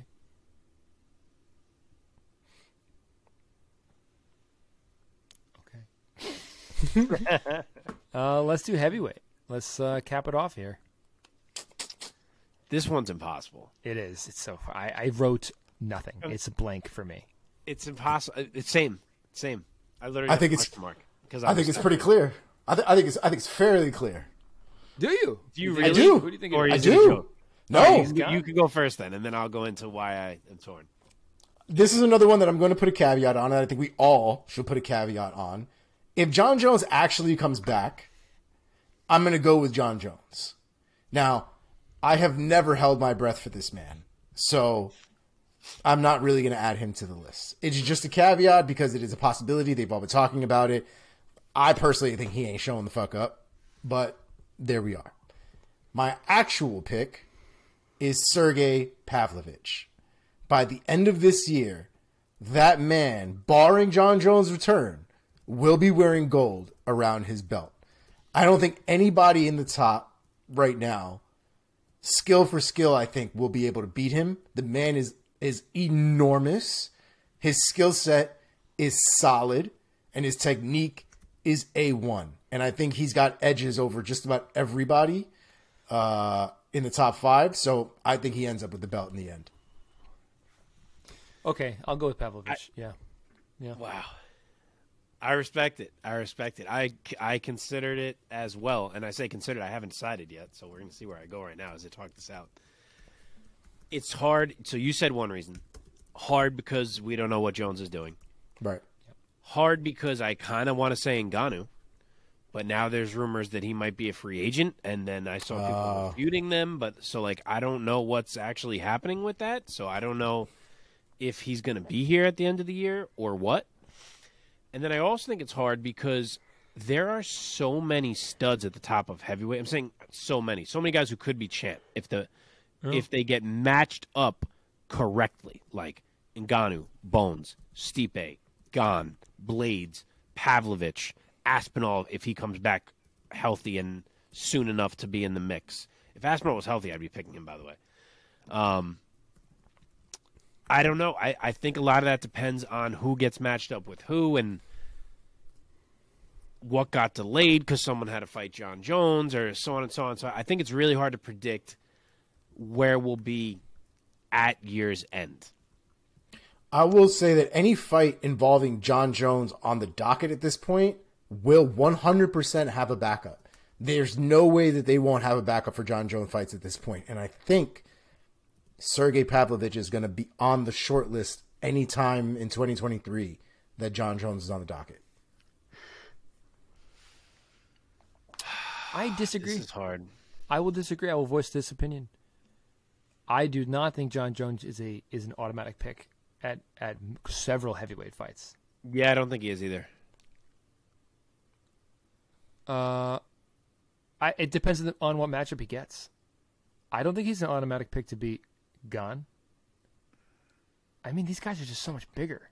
I think Ngannou is probably a bigger threat than Gane is. Huge for John Jones personally. I don't know if I would pick John Jones against Pavlovich. I think John Jones runs through Gane, if we're being honest. At least based on the performance we saw against alone? Yeah. I don't think John has any reason to fight Gane standing up when he can take him down and literally ragdoll him seemingly on the ground, especially if he's as big as he looks. What about Blades? I just think he's more technical. I think he's more technical than Blades, though. I think everywhere. And I think we start to see... The thing is, the real problem I have with John Jones is if we're talking about the John Jones that did his run, the elbow John Jones, right? The John Jones that used to throw elbows like they were fucking jabs, I think he kills Blades. I think anytime that they're inside in a grappling exchange, I think John Jones is able to land shit that people aren't supposed to be able to land in a close distance. The problem is we haven't really seen that elite level of striking from him in quite some time. Like either he hasn't had to because of the quality of fights that he's been having, you know, like, and not to talk shit, but like Dominic Reyes and OSP and shit they're not the tippy top of the striking pedigree, right? They may not have pushed John Jones to where he needs to go to really bring out the best of John Jones, and he skated by and won. But I think if he fights these guys that are literally going to put him in the line of murder, if he doesn't play 100%, I think he's more likely to bring out that dog inside of him. And elbows with him being 250 pounds, God help everyone. The thing for me is if he is weighing 250 pounds in the cage, what does that do to his mobility, to his accuracy, to his agility? But I think he ends up being a big question mark. He was already a fast person at 205, right? Pretty Him fast, yeah. moving up in weight while he might lose speed still had speed to spare for guys in heavyweight. Guys at heavyweight right now are very, very slow, and they're not really, the blast doubling kind of guys. Even Curtis Blades. Like, Curtis Blades has been knocked out going for a fucking takedown because he's so slow. Yep. John Jones, I think, is going to be on a very different level, especially just talking about athleticism, if nothing else. If it ever happens. Right. I got to make a pick. I'm gonna say Tom Aspinall, and Jesus Christ. Here's why. I was just trying to look up his possible return. he was saying he was eyeing the March card in London, but he was afraid it was too soon. So reading that in my head, I was like, all right, maybe May. And I don't think Aspinall can be champ in 2 fights. I don't think he gets 1 win and fights for a title. So I think he would need to get 3 fights in this year. But if it is May, he could fight again in August, September, and again by the end of the year. And though I wouldn't bet on this, and I think it's probably not the most realistic thing, if Tom Aspinall is the champ by the end of the year and I didn't pick it, I'm going to fucking hate myself. And I can't decide between the other guys, so we're going Tom Aspinall. Well, all right. I think we did it. I think we did. Nice. That was so fun. It was. We should do more stuff like that. They need to have fewer events. There is a bye week for UFC on the 28th? Okay, yeah. We'll see what we can do. Is there something else on it, though? Very possibly. Okay. All right, it is getting late, so let us forge ahead with Inside the MMA Sphere. Omar said he was excited for some news this week. I am excited for some news. Some very interesting things have happened. No, dude, Omar, that is an off week. Oh, amen. We'll have to come up with something fun that week. Do something, hell yeah. All right. All right, first on the list, PFL has officially signed the infamous Jake Paul to MMA. So there have been some light details on the matter. I have yet to fully digest exactly what this means. I think they need to maybe come out with some more information. But apparently, Paul's deal is the first of PFL's newly developed, quote-unquote, pay-per-view super fight division. I don't really know what that means, but it does seem to be separate from the current regular season rosters. So it does not seem like they are going to be putting Jake Paul in with the bunch of killers that they have currently on staff. It seems like from what I could tell, they've basically taken the crazy YouTube bullshit and have moved it into the PFL banner, seemingly to get, audiences to watch. Ariel, I was watching something. Ariel was talking about how they could make Jake Paul the face of the PFL, and that's probably what they've been missing this whole time. Yeah, I can see it. That's not really a bad idea, to be honest. No, it's not. Apparently, though, the super fight division, fighters who are part of this division are expected to earn at least 50% of the pay-per-view revenue, with bouts distributed by both ESPN and DAZN. So that, I think, has been one of the biggest talking points about this deal, because they're seemingly getting a chunk of the pay-per-view, which is very different from how a lot of the other organizations seem to be doing it. So it'll be interesting to see. Jake Paul's been very very vocal about fighter pay and this, that, and the other. So it'll be interesting to see exactly what comes out of this development. Next on the list, we have Bellator announcing their lightweight Grand Prix. I'm going to go through the names of the list of the fighters, the list of fighters they have named in this Grand Prix. And we will go with, starting at Usman Nurmagomedov, AJ McKee, Tofik Musayev, Alexander Shabli, Patricky Ferreri, which is Pitbull, Mansoor Barnui. This is not what it looks like, it says. Mansoor Barnui, Benson Henderson, and Sydney Outlaw. That is a fantastic little roster for a Grand Prix in lightweight. Very excited for that to go down. Can't wait for that to happen. The beginning of it for this $1 million prize will be going down starting March 10th in San Jose, California on Bellator 292. So, I saw this right before we started the show, and I didn't take a second to confirm it. Yes. So they announced one side of the bracket. Oh, they did? I didn't. Okay. Only one side. What do you got? It's the side with who is getting the title shot to start it off. And I am stunned. Would you like to place a guess? Is it Magomedov and McKee? No, because I would not be stunned if that was the case. Then the only crazy one is Benson Henderson and Sydney Outlaw. Which one? Which one do you think it is? Oh, I thought that was the fight. Benson Henderson. No, I said who do you think is getting the title shot against Usman? Benson Henderson. Yes. Benson Henderson is getting the title shot out of the gate. It's his time to shine, baby. We had this conversation a little ways back when we were talking about this tournament, when we were saying, you know, in a typical tournament, you try to put like McKee on one side and whatever on the other side. But usually Bellator does things in a way where whoever really is like deserving of the title shot gets it to start, since the title is on the line throughout. So in my head, I was like, all right, this is going to be Tafik Musayev or AJ McKee. And that no one else makes any sense. And it's fucking Benson Henderson right out of the gate. So this dude has a crack at being the fucking Bellator lightweight champion again. Who else is on that did not bracket? see coming at all. So that side of the bracket is them two, Uh-huh. and then Musayev versus Shabley. Oh, So wow. They didn't even... Okay. They put McKee on the other side. I guess they're looking at a potential Usman McKee final. I wonder if they did that. So because this is March 10th, I wonder if they did that because they just fought.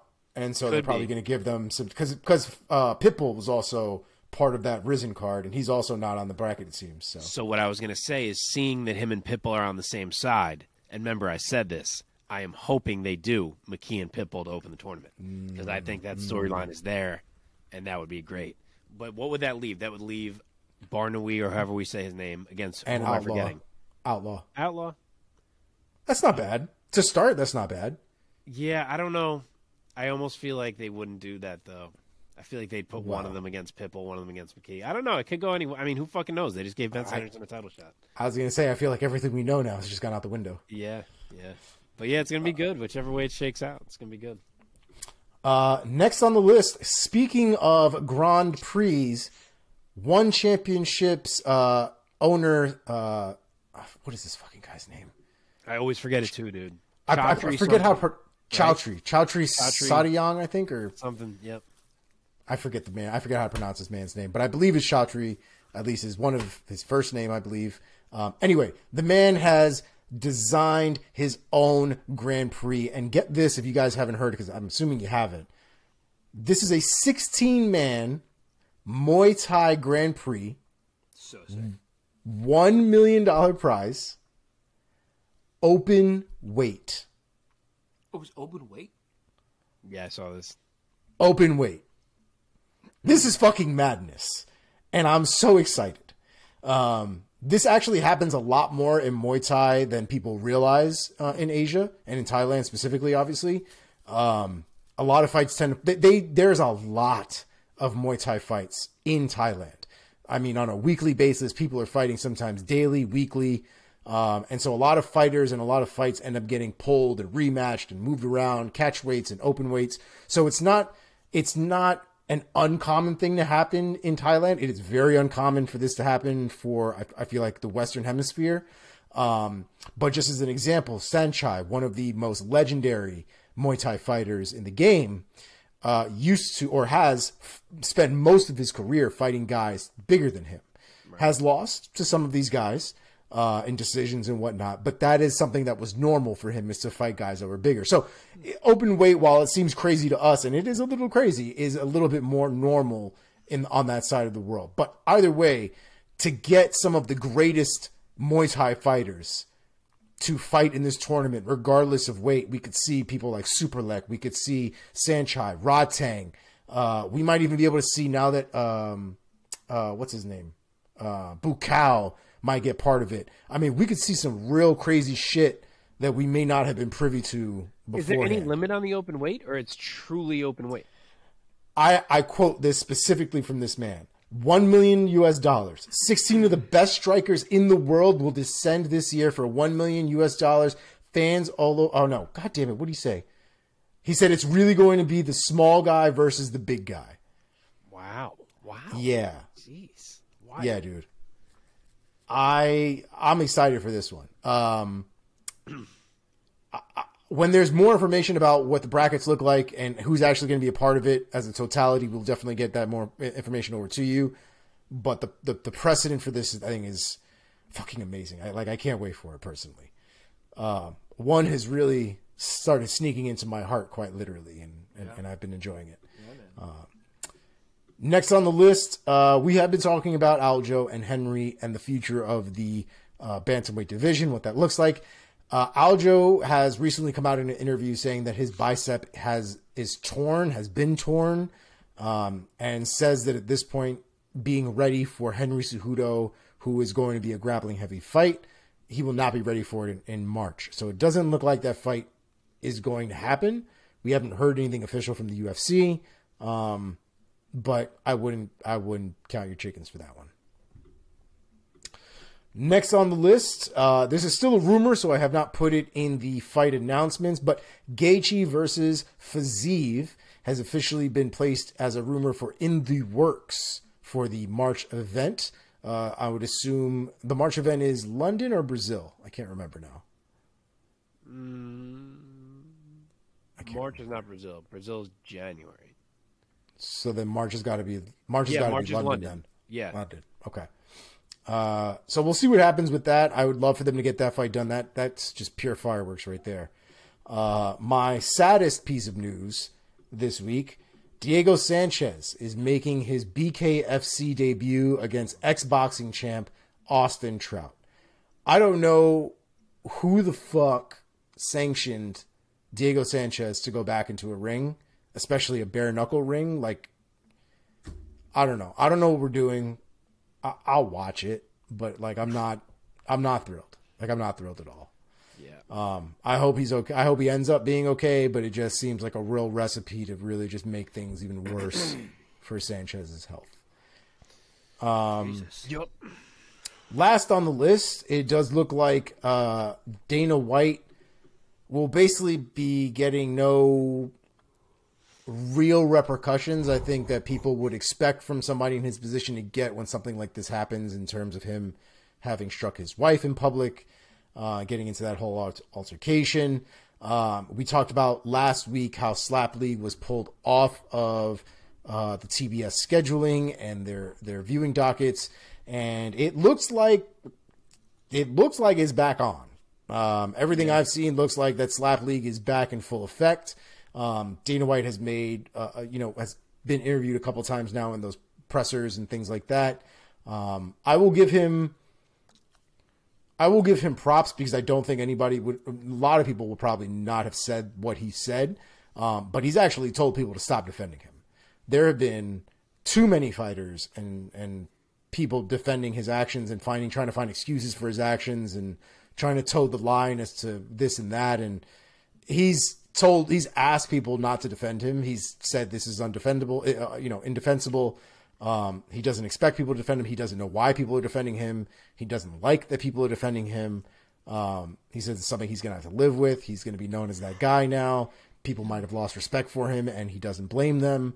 People are going to be talking shit about him, and he doesn't blame them. So at least there's some accountability there. The telling people to stop defending him, I think, is absolutely necessary, and I'm glad he did say that. I don't think I would have ever expected anybody to say that in public. So I will give him props for that. But overall, the main part of the story is just Slap League right back at it. Doesn't look like there's going to be anything too damaging, I guess, other than the obvious for Dana White. Nothing additional. Here's what I'm going to say. Who cares about Slap League? Why not? No one. Which is, I think, why, like, who would care if Slap League was taken away? I would love for Slap League to be taken away. I think it's the worst idea. It's the dumbest thing I've ever seen. In a But I long just time. mean, like, as a punishment to Dana. No, I know. Because He'd then be you're crushed. also affecting a lot of other people. And that was what Dana's point was when Dana went full sales mode. He was like, what are you going to do? You're going to suspend me for 60 days? You're going to take me out of the company? I could have left in 2016. It's only going to hurt everybody else. It's going to hurt the brand. It's going to hurt the fighters. It's going to hurt the paychecks. It's going to hurt everybody but me. I'll be fine. I mean, when the UFC was bought out by IMG, that's what he means, right? Yeah. Didn't Dana get like $400 million in his pocket? Yeah, he got some stupid amount of money. Something that like fucked him up mentally for a while, that he had all that money. He talked about in an interview once how he literally didn't come out of his house or room or something like that for a whole day after that happened, because he had so much money and he didn't know what to do. I mean, I'm sure freaked he him out. had quite a high net worth before that, but that must have just put him into the fucking stratosphere. Yeah, 100%. 100%. All right. That's all we have as far as stories are concerned. Into some fight announcements. As far as this week is concerned, we do have a couple of fights that have changed. So Kelvin Gastelum, what was supposed to be the headliner for this fight, is out. Apparently somebody accidentally kneed him in the face and like shattered his whole tooth and popped his whole tooth out, whatever happened. Does not look good.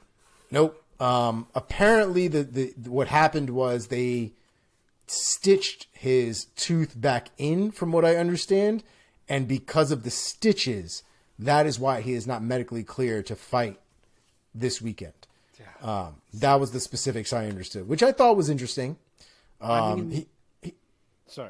I was going to say, he also has some weird looking shit on his face that Bro, that's what I was about to say. Thank God they didn't let him fight. The man was trying to fight with fucking open circle of staph on his cheek. Like, what is happening? Staph? I thought it was a cold sore. Whatever, dude. Cheek? I don't know. It's not near his mouth. It's on his fucking middle of his cheek. And it's like open and pussing. I've never seen anything like it. Yeah, it's not good. It's not good. Dude, he could have kept that picture to himself. If I was stepping in a cage to fight a dude who had that, I'd be like, get the fuck out of here. I'd just be front kicking him the entire time. Don't touch me. So, as a result of Kevin Gastelum being out, Sean Strickland has stepped in. He will now be facing Nasruddin Imavov this weekend as the headliner. Mark made a great point. I don't think we've ever seen one single person headline two back-to-back events before. And I don't even think ever, if we're being honest. It's a very strong Strickland maybe move. In the early era when there wasn't as many events, but like in the modern era, I don't think we have. True. Yeah, I guess when they're like a year apart from each other or whatever, that's very possible. Yeah. Next on the list, Isaac Dogarian is out. Dan Argueta will not be facing Nick Aguirre this weekend. Nick Aguirre, for those of you who don't know, is it not Aguirre? Is it Aguirre? To be That's fair, what that name always is. Wait, No, Mike, did you announce him? Who? Did you announce this Nick Aguirre? Is it? Am I wrong? Is his I name have not announced him. Aguirre? I announced him at APFC. APFC 3, whatever event it was. What the is his Milwaukee Invitational. His name is Aguirre. Aguirre. And to be fair, wait, hold on. I've actually never seen that name not pronounced as Aguirre. I think I've announced 3 guys with that last name, and I know one of them. Really? Yeah. One of them, he told me that it's pronounced Aguirre. Oh. Wow. And this guy at APFC was like, we don't say it like any kind of like ethnic way. It's just Aguirre. Just say Aguirre. And I've also announced his brother, who's also My mind is so blown right talented. now. I guess I'm used to seeing black dudes with that name, in which case it's Aguirre, and I'm not considering that like it's pronounced differently in other nationalities. But wow, wild. Yeah, Didn't see that it depends coming. on how, and it depends on also what you do with the R. If you tap the R, if you just say it like an American R, you can say Aguirre or Aguirre. But My apologies, Omar. also Well shout out to his brother Victor the Constrictor Aguirre. Oh, Very talented guy. Fought on APFC Milwaukee. like that. APFC has slowly been funneling people to the UFC, man. So Victor might not be that far behind if he's good. It looks like Nick is good. So we'll see what happens. I'm excited to see because I saw he was coming out of APFC. I figured you knew who he was. So The next guy, I'm calling it right now. The next guy to be called up, it's got to be their last main event guy, Johnny Hopper. So talented. He's so good. next on the list, Guram Kutateladze is out of his fight. Thiago Moises will now be fighting Melquitsael Costa. Good try. I don't know. I think he was from another organization that they now brought in for Anyone Thiago. else in there? Jeez. It is 1 week's notice, and that might be why they're having some issues. Okay, I didn't realize it was that soon. Yeah, it's January 21st, so that might be the reason why. Okay. But that is that. And next on the list, another outing. Nasrat Hakparast is out against his fight with Jamie Malarkey. Malarkey will now be fighting Francisco Prado at UFC's 284 event on February 11th. Tatiana Suarez, as we alluded to earlier, will now be fighting Montana De La Rosa at UFC's Vegas 70 card on February 25th, along with Rafael Alves versus Nurulu Aliyev. It's hard. I'm not sure who that is. I feel like Rafael Alves probably deserves somebody a little bit more known. But they do this too often lately. I don't really get it. Yeah, but February 25th is the date for that fight. Jai Herbert will be returning into the octagon against Ludovic Klein, which is a actually really good fucking fight. That has been added to UFC's 286 card on March 18th. Along with that fight, Jennifer Maya versus Casey O'Neill will be joining that card. Another really good fight, to be honest. And that one will also be going down 286 on March 18th. Trevin Giles versus Preston Parsons has been added to UFC San Antonio card on March 25th. And last but not least, the return of Cynthia Calvillo versus Lupi Godinez has been added to UFC's 287 card on April 8th. And that, gentlemen, is all we have for you this week. I like that matchup. It's not bad. I do think that this might be the end of Calvillo, but it's not bad. Okay. In the interest of time, because it is very late. It is. This show keeps shifting later and later. At some point, by the end of this year, we're going to start recording at 1 and end at 4 fucking a.m. When did it get this late? Fuck, I feel like we were on a good pace last time I looked at the clock. Jesus.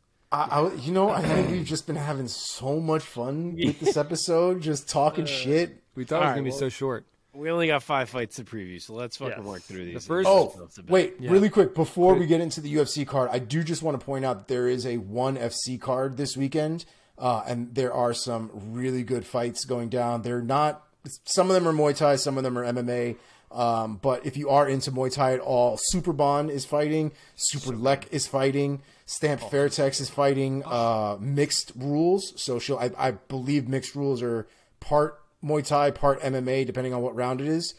And Rodtang is also fighting this weekend at Flyweight Kickboxing.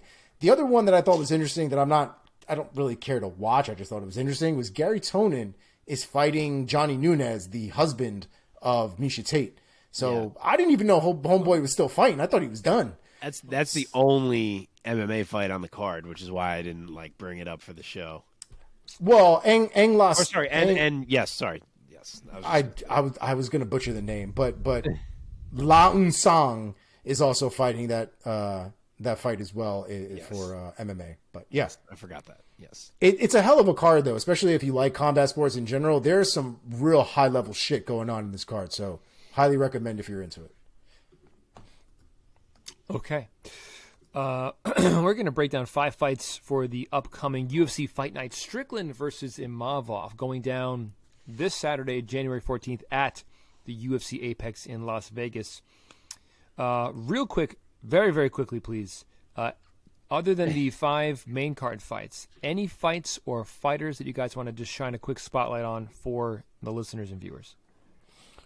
I think there were 2. Go ahead. You go first. I got 2 as well. I will mention a guy who I touched on this episode already, which is my boy Javid Basharat, who has come into the UFC. He's 2-0. He's looked fantastic. I thought he was on the verge of getting a ranked fighter. Instead, he gets a debuting fighter. So I don't really know the logic there. I do know the guy he's fighting is very highly regarded, so maybe this is more about him. They kind of wanted to bring him in, see what happens. I'm pretty sure he's undefeated. His name is Matush Mendonca. So that is a fight to watch. And the other is also a man named Matusz. He might be more like Mateusz because he is Polish. That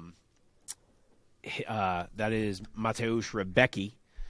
He is debuting against Nick Fiore. Rebecki, this is at welterweight. Rebecki is a guy who I have heard compared to Gamrot in that people think he may be a guy who comes in off the Polish MMA scene and kind of just quickly ascends to the top of the mix. He's 16-1, so he's a name to watch as well. The 2 that I had on my radar was Abdul Razak Al Hassan. Mm-hmm. Very interesting fighter. He has his moments. I think he does have a lot of skill. He's just got to put it all together, but he can have some really great performances. And the other one that I was looking at was Sarge Eubanks kicking off the card this weekend against Priscilla Cachoeira, which I think is a very, very good fight for her. I think it'll be a tough fight, but I think it's definitely one that Sarge can win. And I've always been a big Sarge fan. I don't think she's going to move mountains, but goddamn it, do I love to watch her fight. Yeah, I'm surprised that's the opening fight. I actually think that's a good competitive fight. Yeah. Yeah, her sister's a beast too. I've announced her sister twice in Muay Thai. Oh yeah, Trucks girls. She trucks girls. Sarge has a sister that fights Muay Thai? Yep, young, very much younger sister. I don't know what the relationship is, if they're full sisters or I don't know, maybe step sisters, half sisters. Who knows? I don't know. Her sister's like very young. She's like, I don't even know. I want to say like young, early 20s. And, Okay. Just like Rex girls. She's a beast. Her name is Yasmin Eubanks. Okay, let us begin with the opener of the main card in the bantamweight division. Umar Nurmagomedov versus Raoni Barcelos. Nurmagomedov 15-0, undefeated. He is 3-0 in the UFC with 2 finishes. Barcelos coming off of that nice win against Trevin Jones, UD, back in October. 17-3 as a pro out of Brazil. Mark, let's throw it over to you first. Give us your quick pick, please, for this fight. So I'm over here when this fight gets made like, wow, what a great matchup. I go pull up the odds. Umar Nurmagomedov is minus 900. Jesus. Like as if it's Habib. Minus 15-0. 900. Raoni Barcelos is plus 600. Wow. So, to me, this is a far, far more intriguing fight than those betting lines suggest. Umar is good. He's really good. He's 15-0. He hasn't encountered much resistance as of yet. Granted, he hasn't fought someone quite at this level as of yet. And as you guys know, I've been saying for a while how good I think Raoni Barcelos is. He has had a couple hiccups, but the guy is really, really skilled. He can do everything. He does it all with a high level of technique. He mixes it up well. He's dangerous everywhere. He has power. He's got a wrestling pedigree in Brazil. He's like a multiple-time national champion. He can grapple. Like, the guy is an absolute problem, and he is a tough puzzle to solve. So seeing him at those odds blows my mind. Again, Umar's really good. He's so skilled with his lead leg. He controls range so well with it. When he gets on top, he's absurdly heavy, like all these guys from Team Habib seem to somehow be, just abnormally heavy. So I'm torn. We've seen Barcelos lose fights that he shouldn't have lost before, so it's hard for me to confidently pick him to pull the upset. I think, gun to my head, I'll say Umar pulls out a 29-28 decision behind some wrestling, but I will absolutely be putting some money on Barcelos at plus 600. I just think these odds are wild. And if Umar does somehow walk through him, like these odds suggest, then buckle the fuck up for this guy if he's that good. Yeah, man. Omar? I'd have to agree. I mean, the one thing you might be worried about when it comes to this matchup in terms of Umar having the edge might be the cardio. I don't see this fight going or finishing early. I think this fight is going to be a scrap, and it's going to be a 3-round scrap. And I think it's going to be a fast-paced one as well. So it's very possible Raoni Barcelos might gas before Umar does. But Barcelos is a scrappy motherfucker. Like, to count him out that hard, I think is a little wild to me. It's very possible that the record and the hiccups might have tarnished a little bit of what the expectation is from Raoni Barcelos. But with all that being said, I still am picking Umar to win this fight, but I do it by unanimous decision. Same. Look, he's undefeated. He's 15-0. As talented as I think Raoni Barcelos is, I'm going to go with Nurmagomedov until he loses. So I'm going to say Nurmagomedov by UD. I say this though, if he submits Raoni Barcelos, that that's going to be some shit right there. Yeah, I agree. It's going to mean a lot to me if he handles Barcelos with ease. Yeah, man. Okay, let's march on here. In the women's bantamweight division, Ketlin Vieira taking on Raquel Pennington. So, Vieira, real quick, she's 31 out of Brazil, 13-2 as a pro. 2 knockouts, 4 subs, coming off back-to-back wins against 2 legends of the sport, in being Miesha Tate and Holly Holm. Holly Holm back in May. Raquel Pennington really needing really no introduction. 34 years old, out of Colorado, 14-8 as a pro. She's riding a 4-fight win streak coming into this weekend. Most recently, getting a UD over Aspen Ladd back in April. Pennington, after season 18 of Tough, Rousey versus Tate, one of the most popular seasons ever, made her UFC debut at that finale of the season, getting a W over the very popular Roxanne Modafferi. She's 11-5 in the UFC, and she has fought a who's who at women's bantamweight. Omar, let me kick it over to you first this time. What's your take? Pennington matching up against the very formidable Ketlin Vieira. I think there's one thing that we can all agree on when it comes to Pennington is that she doesn't lose to anybody who's not legit. Ketlin Vieira, I think, is a very good fighter. I think she's skilled, but I do think she has a lot of holes in her game. I think there are a lot of opportunities for a lot of fighters to take advantage of certain spots. I don't remember agreeing with the Holly Holm decision, though I remember it being a close fight. I just think Raquel Pennington is on a certain trajectory right now that I don't think Ketlin Vieira is going to remove her from. Pennington, I think, is very good, man. She's very good. She trains with a lot of great people. Her wife, Tisha Torres, one of the best right now in the business, currently out on, maternity growing baby. But, Mama Pennington at this point, we've all seen what the kids coming into the world do to some of these guys, at least right in the very beginning, right? Like, Dad Cerrone was a problem when he first got on the scene. It's very possible now with a whole different motivation, Raquel Pennington might be on some different shit right now, and she was already very good. So I'm going to be riding with Pennington here, man. I think Pennington can get it done. I think her striking is very, very good and highly underrated. It's not the most gorgeous striking you've ever seen, but it is super effective, and she does it really well. Her fight IQ, I think, is pretty legit. I'm going to go Pennington by UD. Wow. Okay, Mark. Ketlin Vieira's favored. She's minus 125, so it's very close. Raquel is even money plus 100. That's fine with me. I thought I was going to be alone here, and I am not. It's a tough one. I think if they fought 10 times, it may be like 5-5, maybe 6-4 one way or the other. I think it's real close.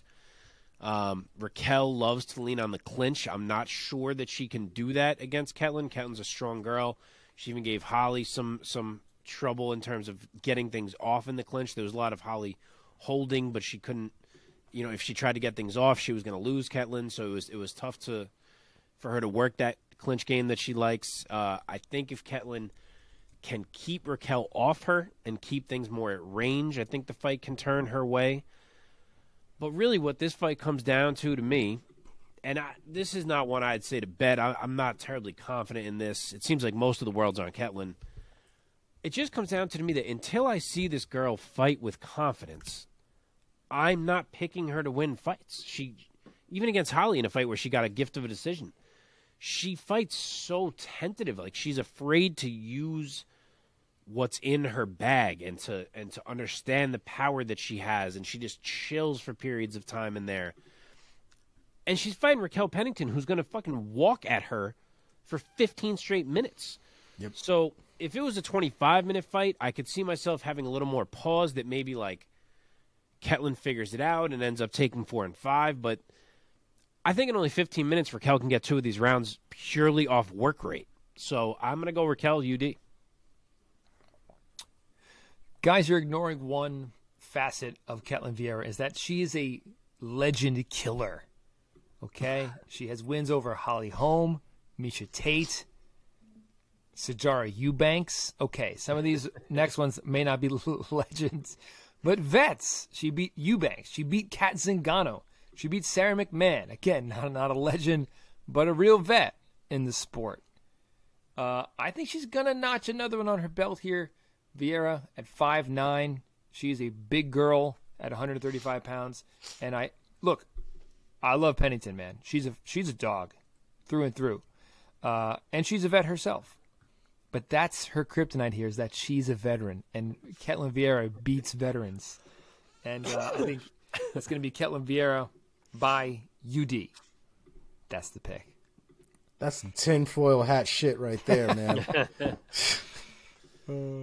Okay, middleweight bout. One of the more fun fights on this card. Puna Soriano taking on Roman Kopylov. Puna Storytime Soriano. I didn't know that was his nickname. 9-2 as a pro. I didn't either. That's incredible.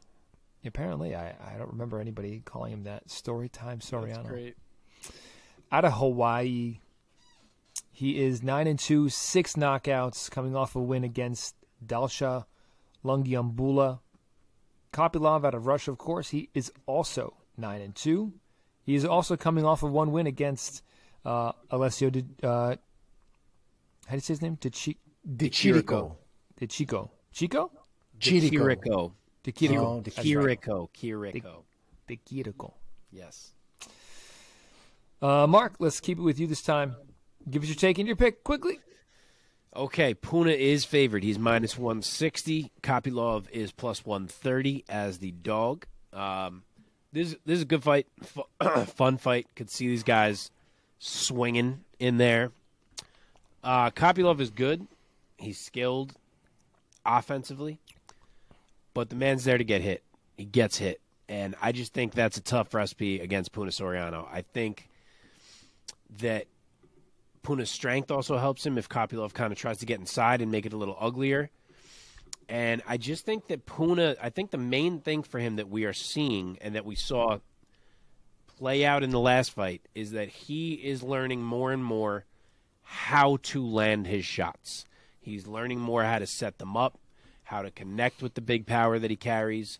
And the more he does that, the more of a threat he's going to be. And against a guy who's there to be hit, I think we see that happen. So I'm going to go Puna round 2 knockout. Omar? I like Punahele. I think his power is significantly better than Kopylov's is. I wasn't particularly impressed with the DiCirico fight, although the ending was great. The fight overall I wasn't super impressed with, not to mention DiCirico was kind of on his way out apparently. But Punahele defeating Lungiambula, while we've seen Lungiambula lose 4 in a row, not the best fighter. Also recently got cut from the UFC. I thought the performance in and of itself was better, more technical. I just saw more fight IQ from Soriano in that fight than I did from Kopylov. Kopylov seems like the type of guy to just sort of go in there, push forward, throw hands, and let God be God, and whatever happens, happens. Punahele seems to have a little bit more purpose when he goes in there with what he strikes, how he strikes, where he's trying to go through the fight. And I think that's what's going to make the biggest difference in this fight. His power, absolutely, but how he's going to use the power, I think, is what sets him apart. So I'm going to go with Punahele, KO, round 3. We are unanimous for this one. I'm also going with Puna Soriano. Kopylov's a fun guy to watch. He's heavy-handed, but I think Soriano, he's going to match him in power and bring some more well-rounded skills in there. I'm going to go Puna Soriano, round 2 knockout. Okay. Also, it would be Kopylov's first time getting finished with strikes. And I think Soriano has the power to do it and skills. First time for everything. First time for everything. Co-main featherweight bout between Dan 50K Ige and Damon Action Jackson. Dan Ige, the always exciting featherweight, looking to right the ship. I believe he's coming off of a 3-fight losing streak. He is 15-6 overall as a pro. Also out of Hawaii.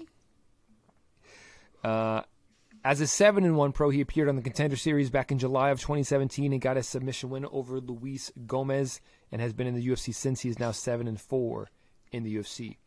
Damon Jackson, former Legacy featherweight champion, former LFA interim featherweight champion. He's been in and out of the UFC a couple of times.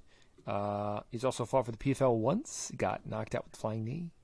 But he's on quite a tear, riding a 4-fight win streak coming into this weekend. His record stands at 22-4, 1 draw and 1 no contest, 15 submission wins on his record.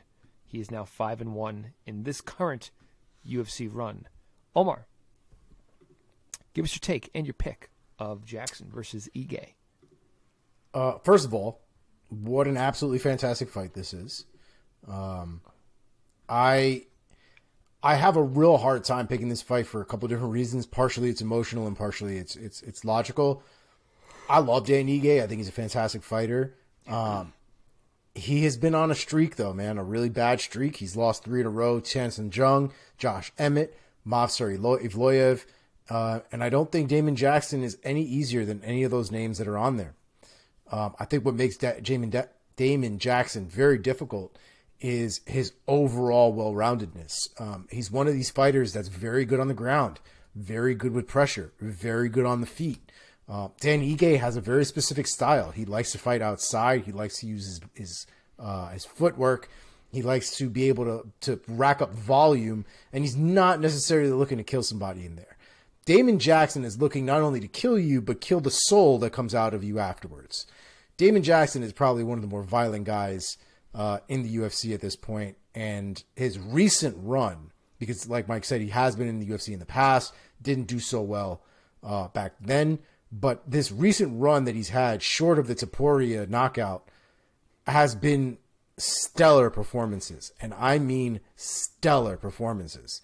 And I can't imagine this one will be any differently. If the man fought the last fight the way that he fought after his brother had recently died, and he still beat the shit out of that kid, I can't see him losing this fight. So I'm going to go with Damon Jackson, man. I'm going to go with Damon Jackson by submission, round 2.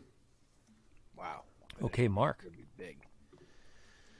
Okay, so Ige is slightly favored. He's minus 120. Damon Jackson is even money plus 100. That is weird. Why, you thought Jackson would be favored? Especially just based off of recent performances, I did, yeah. I kind of still thought Ige would, just based off the level of opponents. But yeah, I mean, I guess I see what you mean. So yeah, I have never been a Dan Ige guy. I like the guy, Dan Ige. He seems like an awesome dude. Yeah, I've never been a huge believer in his top level MMA talent. I see why people think he's the pick here. If he can scramble enough to stay away from Damon Jackson, he does have big power, and Jackson can't be freely exchanging with him on the feet because even though he's had some moments, obviously he finished Pat Sabatini with a big strike, his technique striking is not where Dan Ige's is. But Dan Ige has been exploited on the ground before. And yeah, okay, you could say it was Movsar Evloev, but like it was also Chanson Jung. And yeah, we've seen him do a lot of great things on the ground, but is Damon Jackson so different on the ground? So I kind of think Dan Ige is just going to get leached for at least 2 of these rounds. That's kind of how I see it. I think that I don't see Damon Jackson finding the sub, but I think he can leech him for 2 rounds and take it 29-28. So I'll go Damon Jackson, UD. I have a hard time picking this fight, to be quite honest. I think I can see some leeching happen, but I totally agree. I was going to make a very similar point that I think Dan Ige, striking-wise, is going to give Damon Jackson one of his toughest tests. Yeah, I've never been super impressed by Damon Jackson's stand-up skills. So, just for some variety, I'll roll with Dan Ige. I'm going to say Dan Ige gets it done by unanimous decision. I think he'll take 2 rounds to 3 and edge it out against the very tough Damon Jackson. Okay, main event time. Here we go. Thank you very much, Sean Strickland, for saving this main event for this fight night. 2 fight night main events in a row for Sean Strickland. He lost a very close decision to Jared Cannonier. That was weeks ago, and getting right back in there.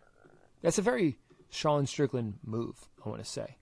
So Appreciate that. And then he gets on the microphone at the press conference and like just talk shit about France. Yeah, dude, I saw that. Like, fuck. Oh, man. Also a very Sean Strickland thing to do. No one ever says shit about what Sean Strickland says. Like, I feel like if other guys said half the stuff Sean Strickland says, it would be like hitting Twitter and like whatever. And I feel like people are just like, there goes Sean Strickland again. Like, no one fucking cares. Well, because there's never been any repercussions for it either. Like, like nobody's saying anything. He's not gonna, nothing's gonna happen. So it just, I mean, not no that one there really should be brings it up. repercussions for talking shit about France. You're just calling France like a country of cowards. Like, Yeah. what is France gonna fine him? No, I don't mean like that. I mean like if Jared Cannonier said that, I feel like you'd see posts like It'd be Jared like a Cannonier headline. like characterizes France as cowards. Like this is not okay. And Sean Strickland says it, and everyone's like, "Well, yeah, it's Sean Strickland." Like, I also don't think anybody actually gives a shit what Sean Strickland says, which I think is kind of where it's at. Like, no one really is waiting to see what Sean Strickland has to say to make their lives any different than what they are.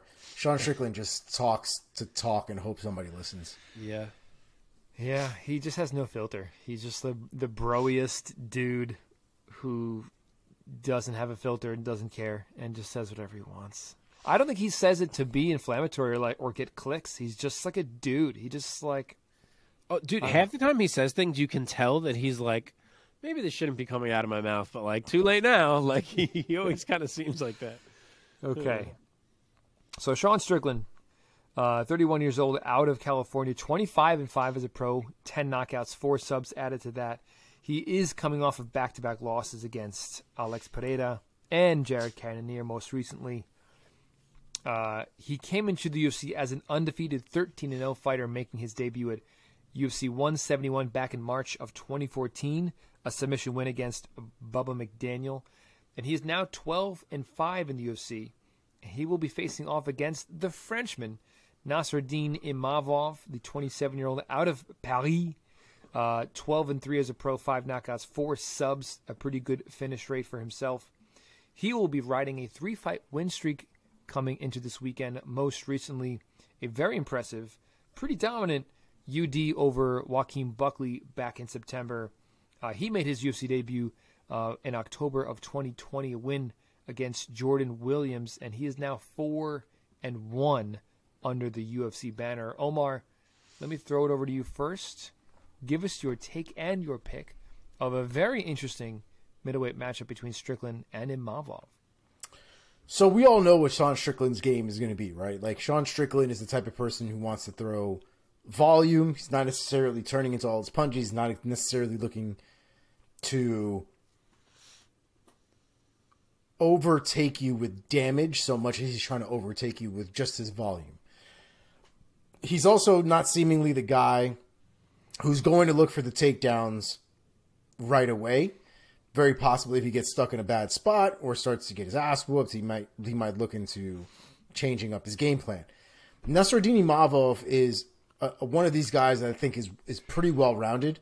I don't think he is amazing anywhere specifically, but I do think that he is really good everywhere. I think as a result of that, I don't think that Sean Strickland will be able to outstrike him on technique. I do think that if it goes down to the ground, I would probably give that more to Imavov. But I think if Imavov is able to find a way around the peppering style that Strickland has on the feet, I think Imavov might have that fight in the bag. And I can't ride with a guy who just talks random shit about an entire country. At least not right up front. Like, just like Chael Sonnen, I can ride with him later on, maybe 10 years down the road when I find him funny, but not in the moment. So I'm going to go with Imavov by unanimous decision. Okay, Mark. Okay, so it is a dead pick'em. Both guys minus 110. Wow. Love that Strickland stepped into this fight. I like this fight more than I liked the initial fight with Kelvin Gastelum. I think it's more interesting, more competitive. It's a hard one because if this was a camp where Strickland if this was a fight where Strickland had a camp, I would be taking Strickland fairly confidently because he has. So striking, I think they're pretty competitive, and obviously that's what Strickland wants to do. I think his cardio that he normally has gives him an edge. I think Imavov starts to flag a little after round 2. So this being a 5-round fight, I think Strickland would take over late. It would make me lean toward him. Also, Imavov has it in his bag where he can mix it up with the grappling, but Strickland historically has really good anti-grappling, great takedown D. He can make it a striking fight almost always if that's what he wants. For those reasons, if Strickland had a camp, I'd be taking Strickland. With him not having a camp, I worry about a couple things. I worry about when the last time he was training takedown D was, because I doubt was really training it much at all for the Jared Cannonier fight. I don't think he ever thought Cannonier would try to take him down. And I wonder what his cardio is like. And, on the flip side, Strickland's one of these guys who's kind of like always in camp, and he's always fighting, and he's always sparring. So maybe he fucking trains takedown D every day, and maybe his cardio is in great shape and it doesn't really ever get out of shape. But maybe he's been eating a lot. I don't know what Sean Strickland has been up to since that Cannonier fight. I know he was pissed about the result. Who knows what that means for him? I don't know if he goes into any type of spiral. I don't know what type of cardio shape Sean Strickland walks in this cage with.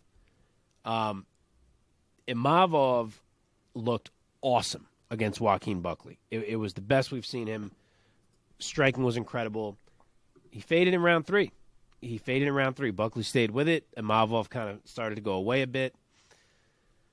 Additionally, Imavov has mostly fought guys he has a size advantage on. The only guy he really didn't was Edmund Shabazian, but Edmund wasn't exactly doing so swift around that time.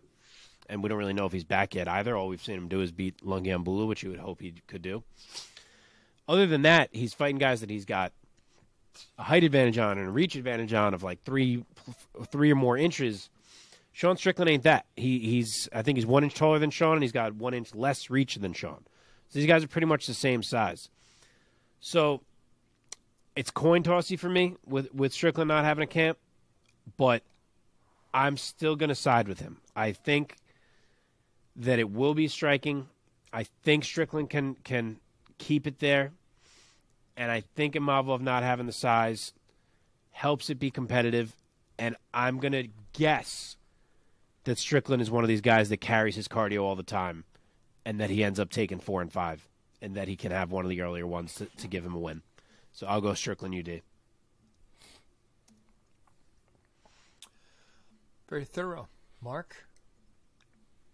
Thank you. Yeah, I was super impressed by Imavov in his last outing against Joaquin Buckley.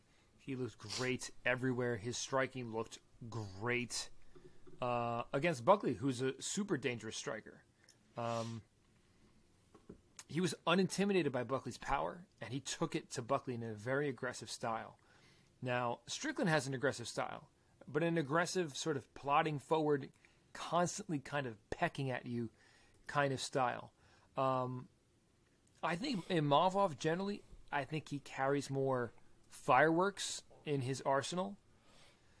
And you make an interesting point that had Strickland had a full camp, it might be different. Especially, I'm thinking cardio-wise. Because even if Strickland is the kind of guy who seems to sort of always be training and always be sparring, I just have to think that coming in on short notice against a guy who always comes in shape like Imavov, it's too big of a question mark for me.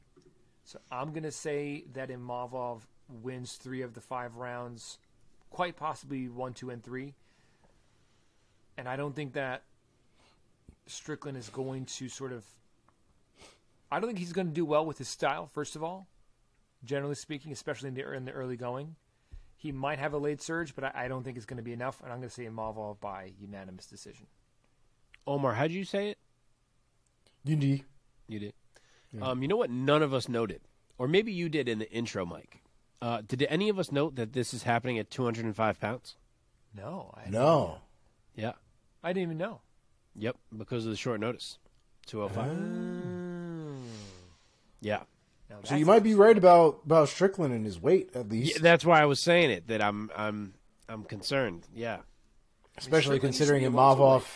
Well, Imavov also probably was planning on cutting weight, obviously, for Gastelum, and this happened, a few days before the fight actually went down. So now he's literally gone an entire camp training, building up, bulking up, and all this other shit, putting the water weight on, and now he doesn't have to cut weight. He doesn't have to starve himself this week. He doesn't have to dehydrate himself this week, at least not to the extent he probably was going to, because you're talking about 20 pounds different now. Yeah. So Imavov might look even better now than what he was about to at 185. So what I was going to say, it's like it could go either way because Strickland is probably going to be the truly heavier guy because like Imavov's body was ready to be smaller, Strickland's was not.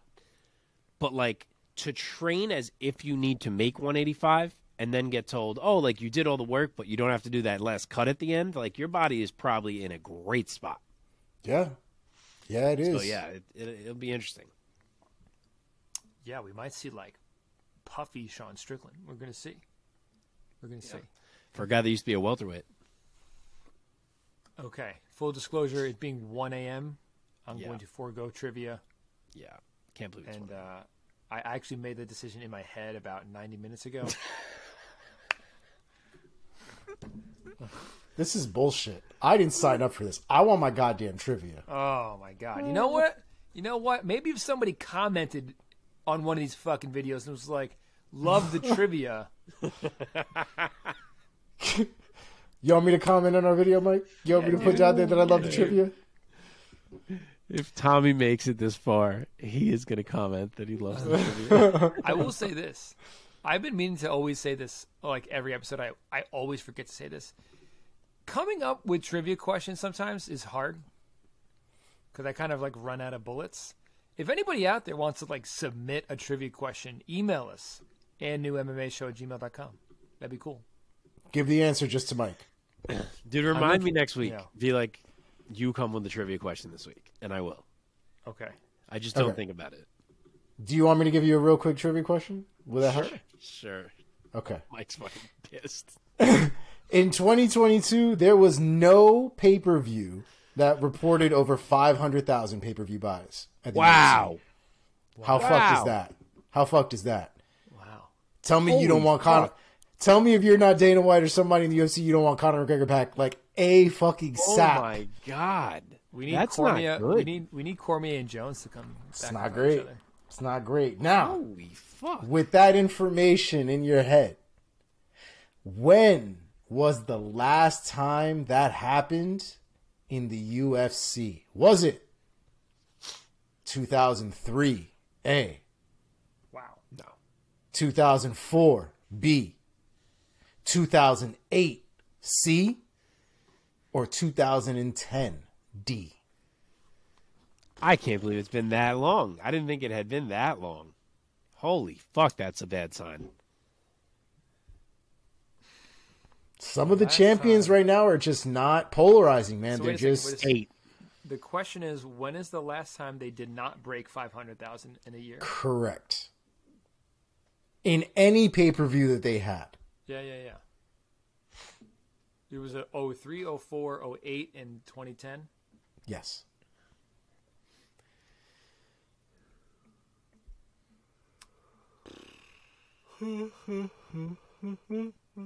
I feel like it has to be the early ones, man. It's got to be. It's got to be one of the early ones. Like, who was fucking fighting in 03 and 04? Like, Brock wasn't on the scene yet. GSP wasn't huge yet. Anderson wasn't on the scene yet in 03, 04, right? Yep, you're right. Like I in said 8. 20 I don't know if you heard me. I already said my pick. You said 8? No, man. Yeah, I said it right away. As soon as you read the things. Oh, really? Yeah, you guys Sorry, didn't hear man, me? this is just me laboring over this. I feel like 2010 and 08, you probably had, unless you know off the top of your head who was fighting. You probably had don't. Brock fighting. Off top. They probably had some Brock fights, some huge GSP fights. Was Brock there in 08? I think so, yeah. I was thinking, was he 09? But maybe I'm wrong. Well, I guess I can't tell you yet. You didn't pick yet. Gotta lock it down, Mike. I'm going to go with 04. The answer is 2004. Ah, nice job. And yes, Brock was there in 08. That's when he There we came. go. Any guesses as to what the highest selling pay-per-view was the past year? Which year? This past year? 2002. 2022, yeah. What was, even though it was not over 500, what was it? But what was the highest selling pay-per-view? Yeah. Yeah. I'm going to go with Islam and Charles. I'll go Oliveira and Gaethje. That was it. Oliveira and Gaethje, 400,000 pay-per-view buys. 400. Wow. That one had hype. I'll say this as well. And I've made this. I'm so far away from the mic. I forgot we're still doing a show. I'm acting like we're fucking talking afterward. And we need to get out of here We do. before Mike murders us. I've made this point a handful of times throughout this year. And now I feel even more strongly about it after hearing this. The UFC has not done a good job marketing people at all. Too many events don't get marketed. You don't even realize they're coming until 2 weeks before. Stars don't get marketed. Guys who could be stars that don't get marketed. I've never felt so strongly this way in the past at least 5 years, where like friends of mine who are like, you know, they'll watch the pay-per-views, but they don't really pay attention in between the pay-per-views, will text me like the day of, and they're like, wait, like Israel Adesanya's fighting tonight? I'm like, yeah, dude. Like, and that never used to happen. Like, they would know weeks ahead of time and be like, oh, tell me about this card that's coming up. I'm probably going to watch it. Never happens anymore. So this is a lot on the UFC, in my opinion, too. Boxing is like that, too. Boxing is almost just as bad, if not worse, than the UFC. I didn't even see that Gervonta Davis was fighting until fucking Sunday. Yeah. Until after he'd already beaten this guy up. Yeah. I had no idea. And now, but once the fight's over, then it's all over the internet. Like, it's the craziest thing. Where is all that attention before you've actually held the fight? Why are you doing all this attention after the fact? Yep. It seems so weird, man. They all got to do better. Question: What were the numbers of Edwards against Usman? I don't have them in front of me. I Okay. don't. I just had those other specific facts that I had named. All right, I'm going to bed. Okay. Good show. Cool predictions. We'll see at this time next year, and enjoy the fights. I'm going to bed. Year? Yeah, we're gonna revisit. Oh, we'll see that. I thought you said we'll see you like, next who this time pans next year. out in terms We of the champions and the breakout stars and yada yada yada. We expect everyone here to return. That's it. Still be here for next year because you'll be watching and new MMA show every week for the upcoming year. At that point, Obviously. we'll be around episode like 140, 150. Oh, we're gonna have to do something for our 100th episode. What is this? That'll This be is coming up slow. 76? 76, I think. 76. We're almost there, man. 3 quarters. In a few months, baby. I will end it here. Usman Edwards, 360K pay-per-view buys. Wow, not great. I should have done more. A lot of them in my head should have done more, but like Mark said, man, not everybody around this world is a hardcore like we are, and we go looking for this information, and people that aren't, they're not going to find it until it's all said and done. And the people who think people are going to pay for pay-per-views after it's already gone down are the same people who think they're going to tape a fucking football game and then watch it. Like if it just didn't happen. They got comfortable, man. They thought the Conor era explosion got them to a point where they could be comfortable and people would just be tuning in because it's a pay-per-view. And it was not right. Yep. Yeah. Yep. And now look at all the competition they're getting. Other organizations are fucking killing it. One is killing it. PFL's killing it. And they're all doing their own thing, right? Like Bellator's got their Grand Prix. One now got their Grand Prix open weight, mixed rules, Muay Thai, kickboxing, MMA, grappling. Like you fight, you come to one. I don't care what you do, come to one. I think it's fantastic as a combat fan. That's how they got Soldich over the UFC because he said I chose one because I can come here and I can fight multiple disciplines. That's what sold. It's great. That's It's cool. great, man. It's fun to watch. Okay. All right, let's get out of here. Later, people. Later. Adios. Peace. Peace.